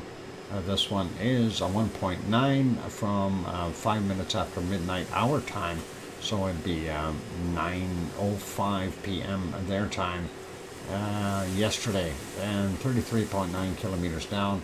And let's not forget that last one, 1.8 from 7:23 a.m., 29.4 kilometers down for him. So there's your quakes for on our wonderful Hawaiian area, and hopefully that is all good for there. I'm going to refresh this next one. This will be for La Palma, and that is in the Canary Islands, and we'll see what it's got to say for itself as it refreshes ever so slowly. I want to take a look up here first, and let's zoom out a little bit.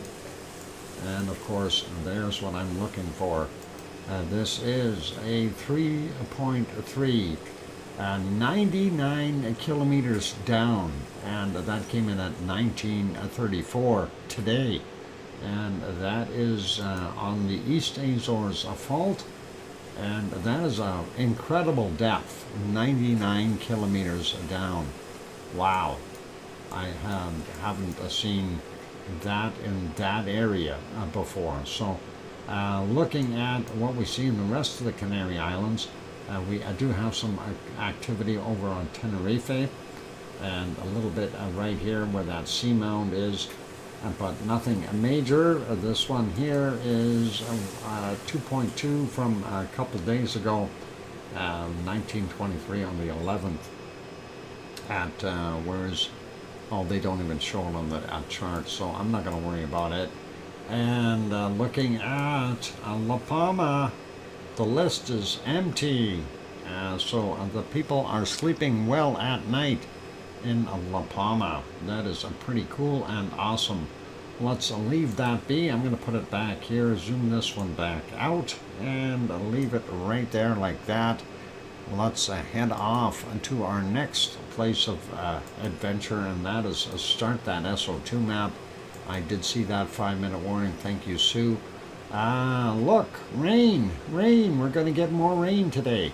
And tomorrow, thunder boomers, rain. And then tomorrow night, all the way into a Thursday, thunder boomers. We need that rain. We need, a matter of fact, I'm hoping that we get it out by Edson area and up north in these areas. That would really be nice. Unfortunately, that is for Edmonton and not for the other areas. Let's start out with the Kamchatka Peninsula, and we will kind of talk about that. So Shivlish and Klyushevskoy is definitely ramping it up, and I'm not sure what Bezimiani is doing there. And Karimsky is definitely doing its thing.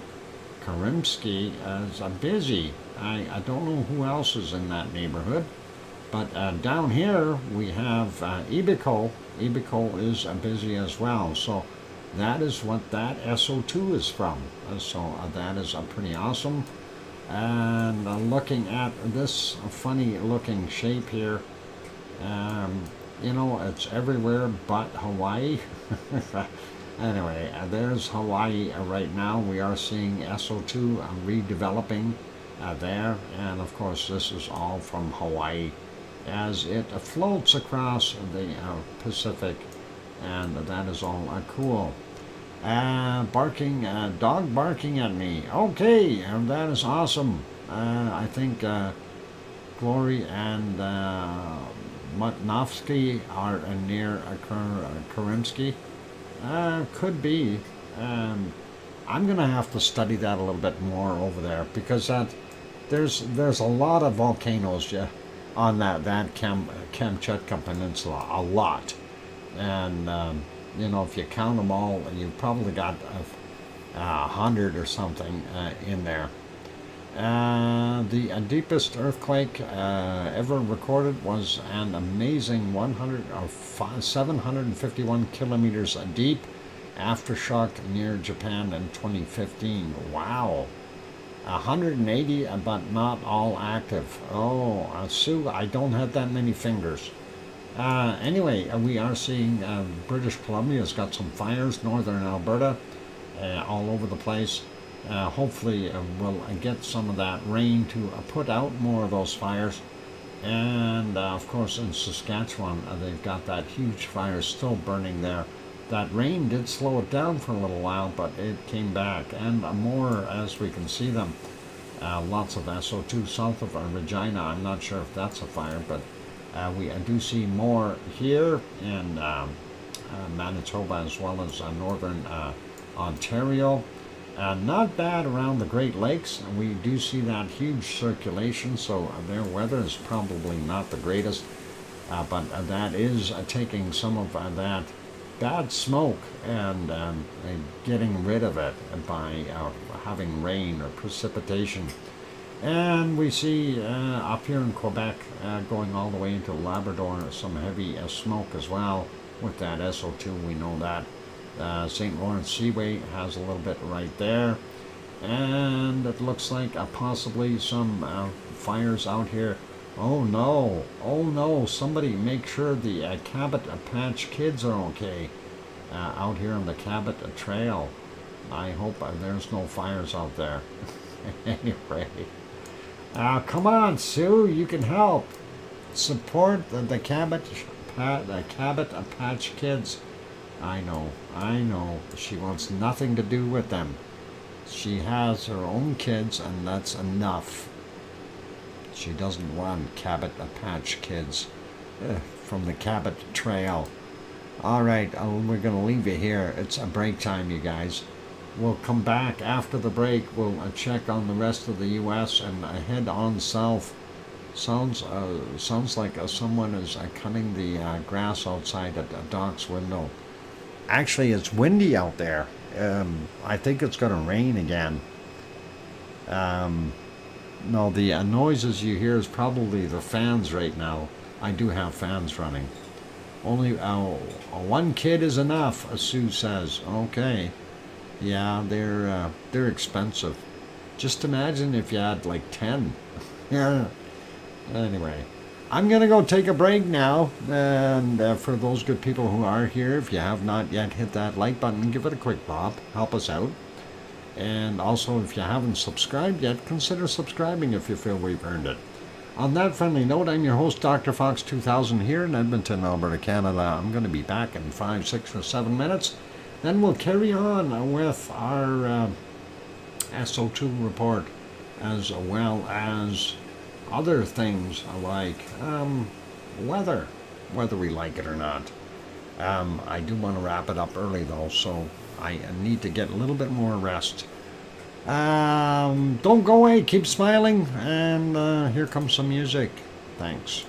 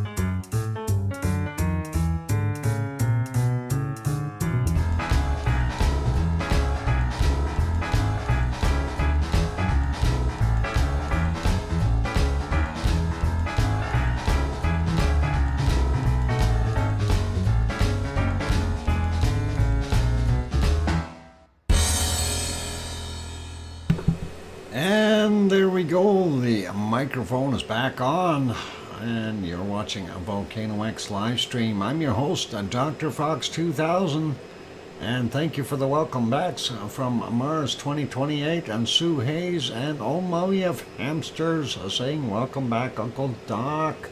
Anyway, let's pop back over to our SO2 map. And Sharon Stewart says, I hear you, Dr. Fox 2000. I know. I'll never be a good singer. Kay Johnson, welcome. And you're catching us near the end of the show. We're going through the SO2 map right now. And hopefully everything will be good. Anyway, looking at what we got on the screen, of course, you can see Popocatépetl and Mexico City combining and making that SO2. And that's going all the way through Texas and coming back into the Gulf and back into Mexico. So a full circle, if you will. And that is a lot of SO2. Some of that, of course, pluming out into the Pacific Ocean. Moving a little further south, we do see stuff from Fuego in Guatemala and our friends there in El Salvador, as well as Nicaragua, and over here heavier levels from those places. Things like that one, Messiah, etc., etc. Anyway, we are seeing a fair output from Nevado del Ruz there. And that is getting out into the Pacific as well. Moving a little further south, and we do see not so much from Sabancaya today, but it looks like we've got more off-gassing. And I am assuming this is the location of Villarrica. And I am not 100% sure if that's exactly where it is. But the wind currents are definitely taking things around. And this is actually kind of interesting to see all the way out here into the Atlantic. And then we see it moved all the way down along the Antarctic ridge area here. So that peninsula. Very, very interesting. We know this came from over here, and that we suspect is from Easter Island area. And it is continuing. It's still starting in that area. So pretty cool. This, of course, a little moon-shaped thing that is from Michael Volcano there in South Sandwich Islands. And now we zoom in here a little bit, and I don't know where all this is from. If that is residual stuff from something we had pop underneath here at the Kermadec area and move out, or is this what's it actually from? I'm kind of curious. But we'll leave that. We don't see so much coming from the oil refinery near Melbourne. The stuff from the coking plants, and not too bad there north of Sydney. We see Tofua still active. Yasur a little bit more today than Aoba and Gawa. That's all good. And of course, there's that Hawaiian plume. It's coming to get them in the Philippines. No? I have no idea. Papua New Guinea is still pretty normal. Nuotoluk is still doing its thing. This area would be from Semeru and Merapi here in the middle. And of course, Krakatau. Not so bad from Krakatau today. Jakarta puts out a pretty large amount of SO2, but Krakatau, this little guy in the middle here, that is what we're seeing, and that is pretty normal. I'm not going to worry about the other ones. They look pretty good. Ibu and Dakono still working away up there, and Mayon and Bulasan are doing their thing over here. So that is pretty cool. And hard to tell what's actually coming from Taal volcano, but we see a lot coming from Manila itself, and of course the rest of that area. So a pretty heavy SO2 for them. A little extra stuff from the Japanese islands out here, and Taiwan looks normal. China looks normal. Suwanoshijima in here, definitely creating more of a plume. And as we move up, Sakurajima, a very, very red plume in here, definitely. And this is from Aso. And again, the Aso caldera. Let's just leave it as that. You can see the outline very, very easily here. The entirety of Aso. Aso is a huge volcano. And you can see they've got roads all the way around the inside of it. And yes, there's people living in there. Look, Aso. Anyway, that is it. And that is kind of where it's at.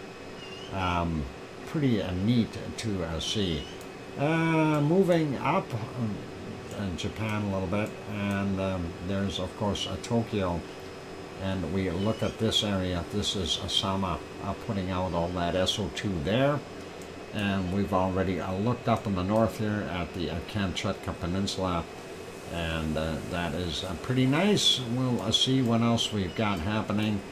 And looking here in India, pretty heavy SO2 from industrial stuff, and not as heavy as it could be. Seeing a little bit out here by Reunion Island. I'm not sure what's going on there, but most of the rest of this going down here is from South Africa, and looks like a fairly heavy there, and for DR Congo area. For our two volcanoes there. What stick to in geology, Dr. Vox? You have no future in singing. What? Mars? Oh, come on. I should have a future in singing. I'm a fantastic singer. Not. Oh, I just read that, Mars, and you broke my heart. I was hoping to be the next opera star. I have to learn some opera music first. Anyway, DR Congo doing its thing. Can't tell where Urta Ale is, but that's okay. And of course these red areas here. Oil refineries in Saudi Arabia, Kuwait, Iraq, Iran, and all those places. And let's see what else we got. Not so much coming, well, it's a combined effort is what I'm going to call it, but we've got Stromboli and of course Mount Etna and Volcano too, with a little bit of SO2, and that's what we're seeing here plume wise. So all good, and the rest looks not so bad for the other places. Looks like most of Europe has got moderate to light levels, and that's all good. It looks like a pretty big system over top of this area here, so getting from Germany and Poland and all the other good countries around it, Vienna, Austria, and Slovakia, and those areas, Chechnya, and that is what we got there. So they're pretty heavy. Let's go take a look at even the magpies.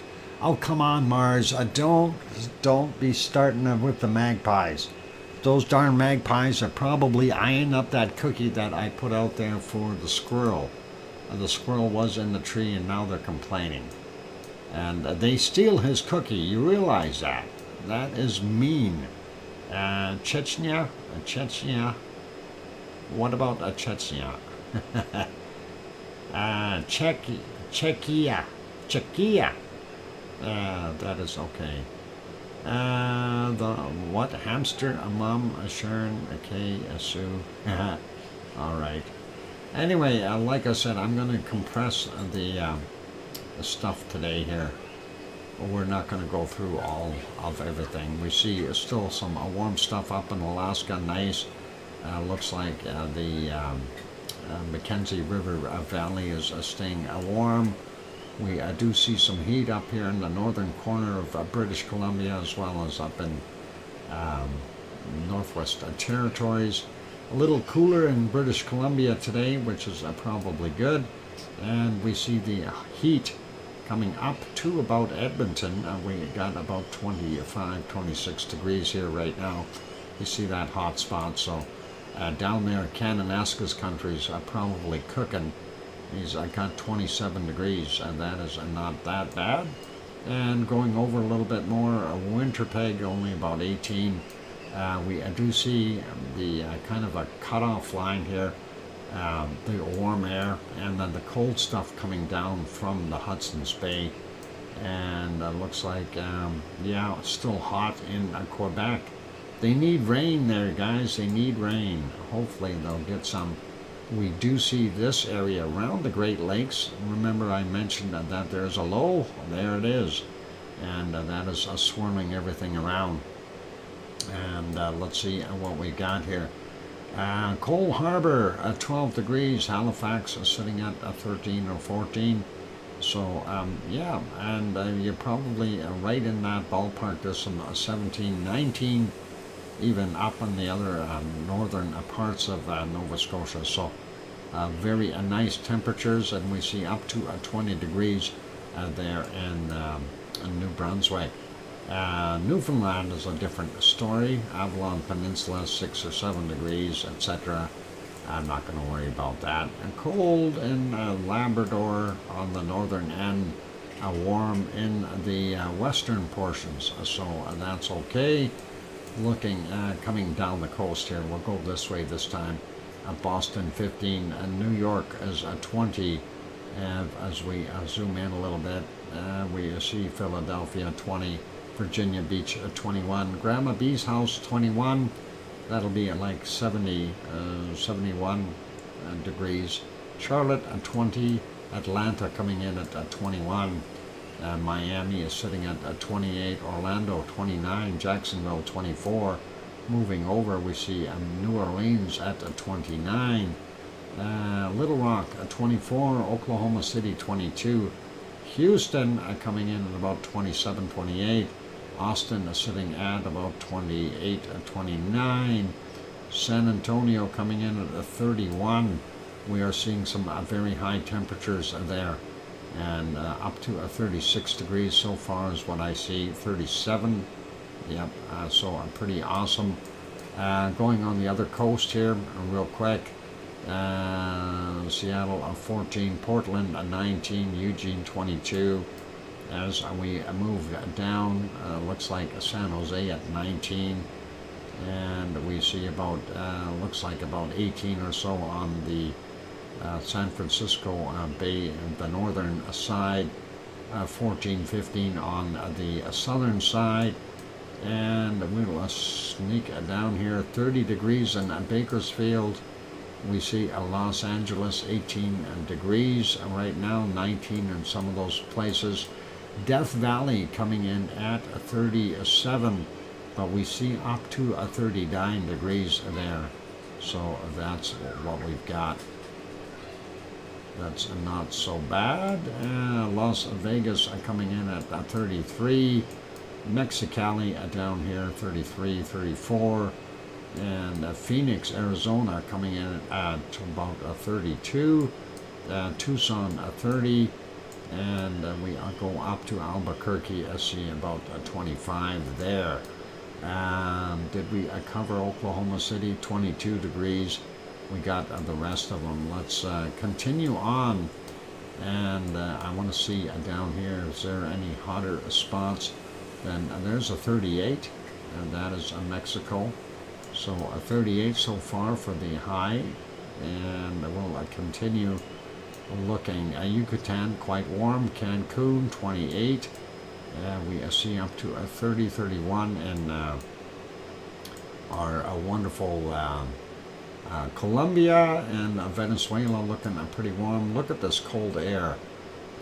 It is coming into Brazil. Brr.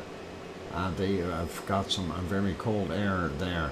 And we are seeing down to minus 16, minus 17 in the mountains there in Argentina. That is not good for them. Rio de Janeiro still holding at 20, 15 in Sao Paulo. Paysandu is get your mittens on, 5 degrees. and we got about 8 in Buenos Aires. Not good for this area. Wow. Chile and Chile, 8 in Santiago. Boy, they are getting their winter. And Christchurch, a little bit warmer today, 11 degrees. We are seeing up to, or down to, about 2 or 3 in some places. Wellington coming in at 11. Hastings coming in. Hastings, 11 degrees. Taupo coming in at 9 degrees. Almost enough to freeze that water and go skating on a volcano. Looks like the Bay of Plenty, 13, 14 degrees. Auckland, 13 there, up to 15 on the peninsula. Moving over Tasmania, coming in at about, Hobart, I should say, 11 degrees. The about 11 is the warmest. There's some 13s over on the eastern side. And Melbourne, 13 degrees. Looks like Canberra is cold. You see some zeros and minus temperatures. That is incredible there. -1. They could get snow there. We see about 12 or 13 in Adelaide. Sydney coming in at about 16 degrees. We move a little further north. And home of Oz sitting at about 23 degrees Celsius. That is awesome. Perth is sitting at about 16, and we see the highest temperature up here about 30 degrees right now. There's a 31. They're in our wonderful Australian northern portions. Going to skip Fiji, 26, 27. Papua New Guinea, pretty normal for that area. And eastern Java. Yeah, they are up in the higher temperatures. It's their warmer stuff there right now, up to 30s, 30 degrees. Singapore, 28, and we got, what is it, a 30, 31 there in Bangkok. Thank you, Sue. Manila coming in at about 29. And we see even Taiwan is quite warm. We do have that yucky system sitting off the coast here, so Kagoshima, I'm surprised it's still at 22. And we see the Sea of Japan doing really well, 22 in Tokyo as well, the coastline, so a little bit warmer. Sapporo coming in at about 20, and that is hot for them. Kamchatka Peninsula, again, we are seeing some incredible temperatures, up to 25 degrees Celsius, maybe even a little bit higher. There's a 26 in there. So, yep, we can understand if we get extra SO2 from there because of the melting. China, in some places, up to 30, 31 degrees. India has gone off the scales, and we are seeing 31 in Delhi, seeing 34, 35 in most of the eastern portions, and that storm has still not made landfall. That is incredible. Well, the outskirts have, but everywhere from Mumbai all the way to Karachi is getting nailed in that area. While we're here, looks like UAE is somewhere up to 34. We are seeing up to 37, 38 there in Saudi Arabia, Oman, 36, that kind of thing. So pretty warm in those areas as well. Looks like pretty warm in here as well in Ethiopia. South Africa, very cold. Cape Town, only 14 right now. And hopefully that area will warm up again. And the Sahara Desert, we're starting to see those higher temperatures. We see a 38 here as well. It's tied with Mexico so far. So those are the hot spots. And let's see, Piggy's place, she's confined to her sty, but she is sitting at about 20 or 21 degrees, and that'll be okay. I heard there was a mandatory evacuation there. That storm is going to hit. Ah, okay. Over at the, wow, that coastline. I can understand that, you know. That is pretty nasty. Let's just go back there for a second.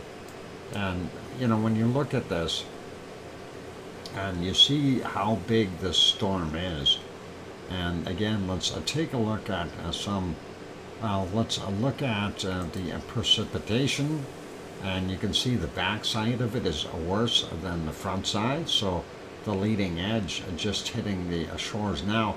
This is comfortable compared to what's coming. So once this gets pushed into the land, that is when the damage is going to start happening.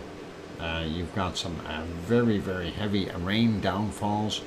Let's see a wind speed. And here you're seeing some of the wind speeds. And let's zoom in and we'll see 142, 143 kilometers per hour. And that is pretty nasty. So you're looking at about 100, almost 100 miles per hour winds, or 142, 143 kilometer an hour winds. That is horrendous for those people. So hopefully that isn't going to do too much damage. Anyway, let's carry on here. We got Piggy's place, and Piggy's was about 19, and we got about 15, 16 degrees there. 17 at Redanzo. There it is. It says 14 on the map, but that's still pretty close.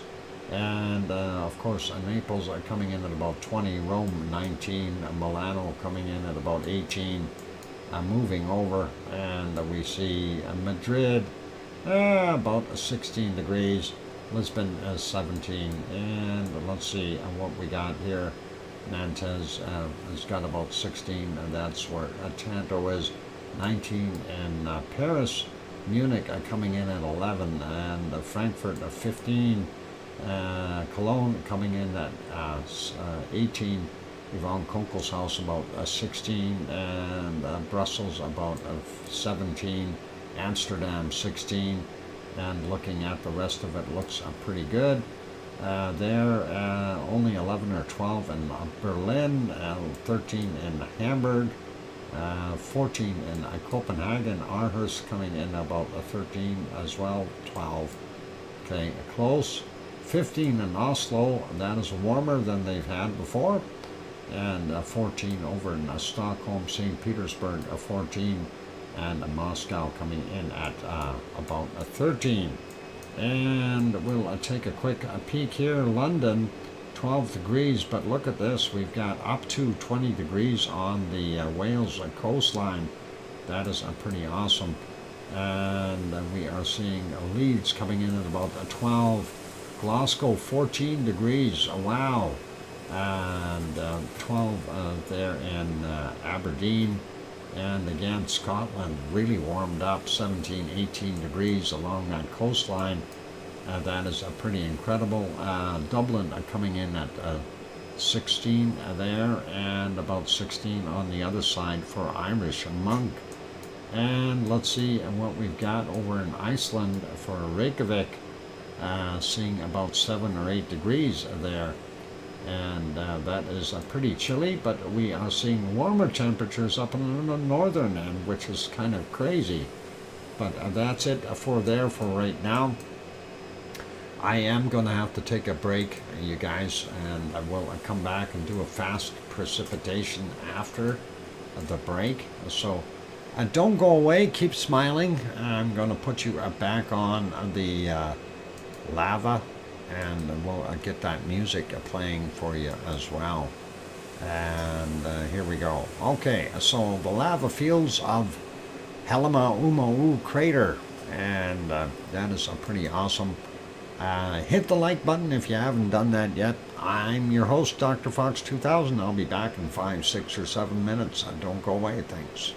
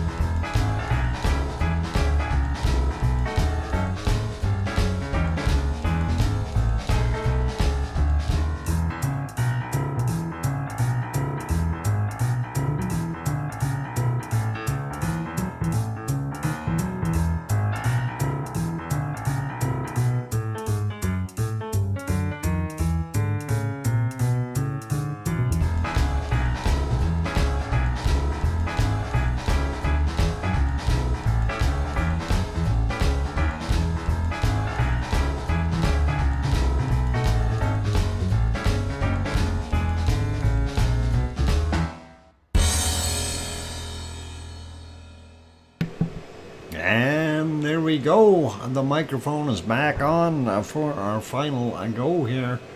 And welcome back, everyone. Thank you for being here today. And thanks, Sue and Oh Mummy of Hamsters and Mars 2028 for the welcome backs. And that is awesome. Let's move on back to our weather map. And I hear you, DrFox2000 from Sharon Stewart.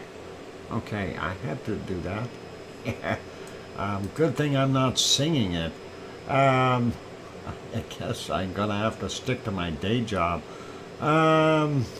Anyway, rain in lots of places in Alaska, in the Yukon and Northwest Territories, and of course in British Columbia, and I hear in Alberta, in the northern parts, and I'm hoping, especially in this area here, that we get lots of rain. We need to put out those fires, and that is really needed for all of it. So that is pretty good. Storms down here in the Rockies as well, pretty awesome.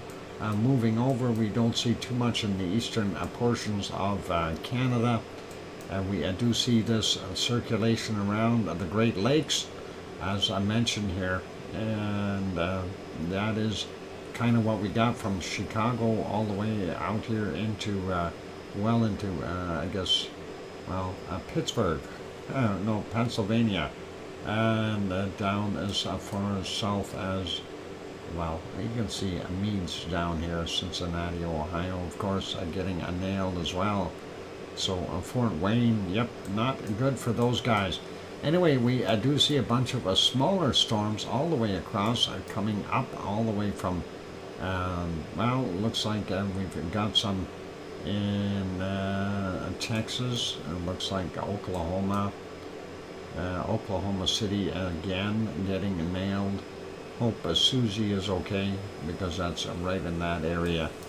And of course Kansas, going all the way out here, and various places, too many to list. Lots of storms going into us. Looks like Mexico's starting to dry up in the central regions. Down here though, in Guatemala and El Salvador and Nicaragua, those areas, and they're getting rain in the Amazon, which is required to make the Amazon continue. And we still see that cold and that mess south of Sao Paulo still sitting in there, and hopefully it will dissipate. No rain for Paysandú, and we see the bottom end of Chile, as well as Argentina is getting some weather.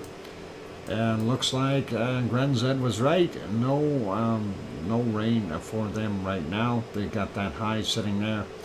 That is protecting them for right now. But this is eventually going to move over, so they will get some.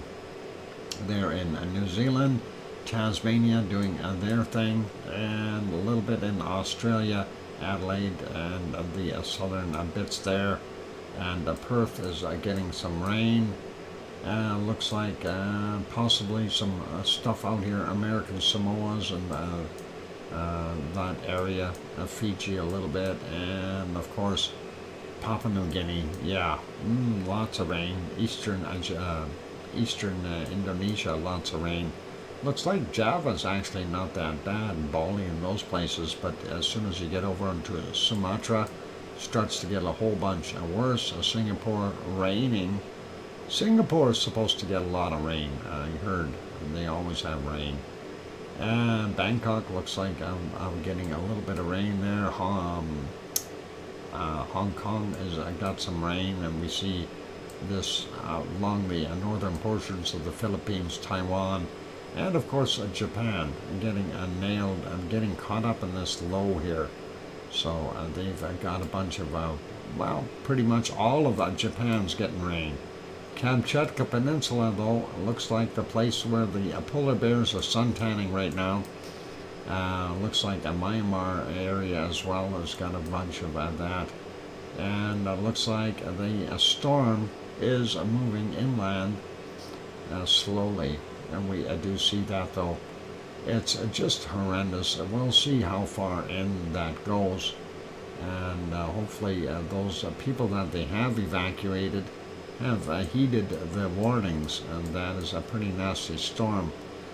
Cape Town getting stormed out as well. South central areas of Africa, not bad. The jungle areas, of course, are getting some rains once again, and not so much in the Sahara Desert.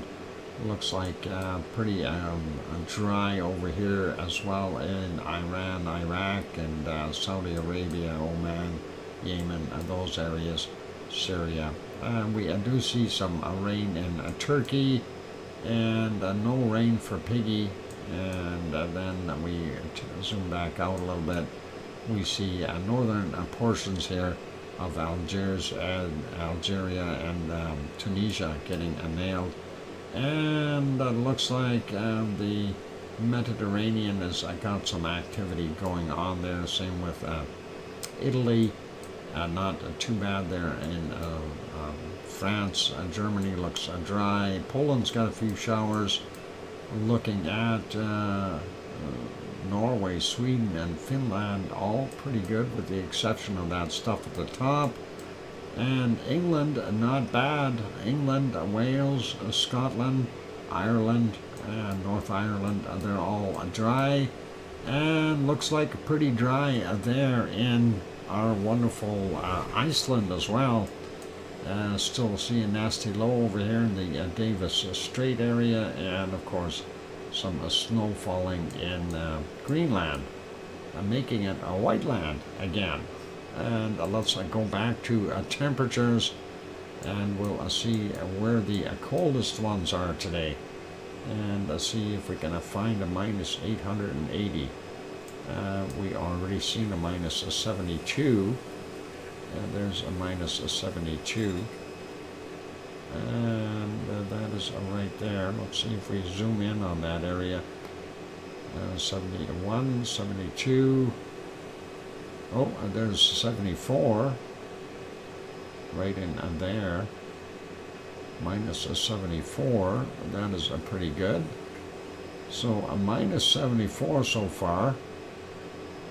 I don't see anything colder yet. Minus 73, 74. Yep, that is about it.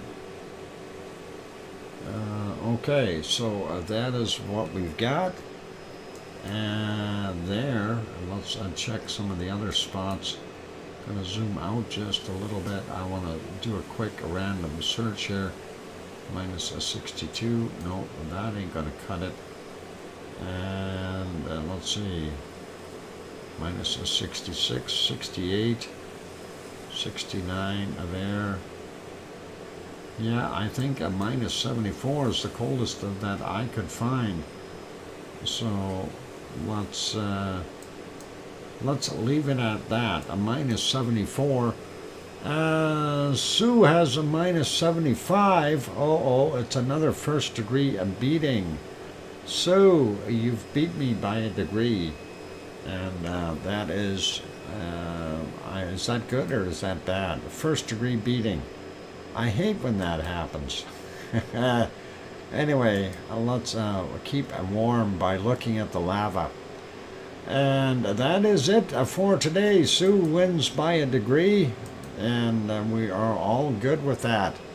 So time to wrap up the stream for today, and all good. So pretty easy. No super chats today, no new members, and no gifting. So I kind of humdrum a stream that way, and I'll put away my little writing sheet. Don't need that. So thank you everyone for being here. Be good, be kind, take care of yourselves, please. I want to say a big thank you to our moderators, Arizona Snowman, Piggy, and also our wonderful C&D boy, and we have Gary 24/7 Live, Agent Skies, Lucas Snow, Joseph Fields, Texas, and Mona Lisa Smiles. Thank you, moderators. You're all good people. And thank you, Sue Hayes, for sending in those volcano reports. Always appreciate that. Thank you very kindly. And let's see, who else we got? I guess that's about it for right now. Thanks everyone, basically, for being here. Thank you for being members. I really do appreciate it. I see we made it up to 73 likes. That's all good. So that is it, though, for today's show. And we appreciate each and every one of you. Thank you for being here. And on those friendly notes, I only have one thing left to add. Please, please make sure you tell your loved ones that you love them tonight, for tomorrow is never promised. I'm your host, DrFox2000. We'll see everyone tomorrow. Take care, good night, and oink oink!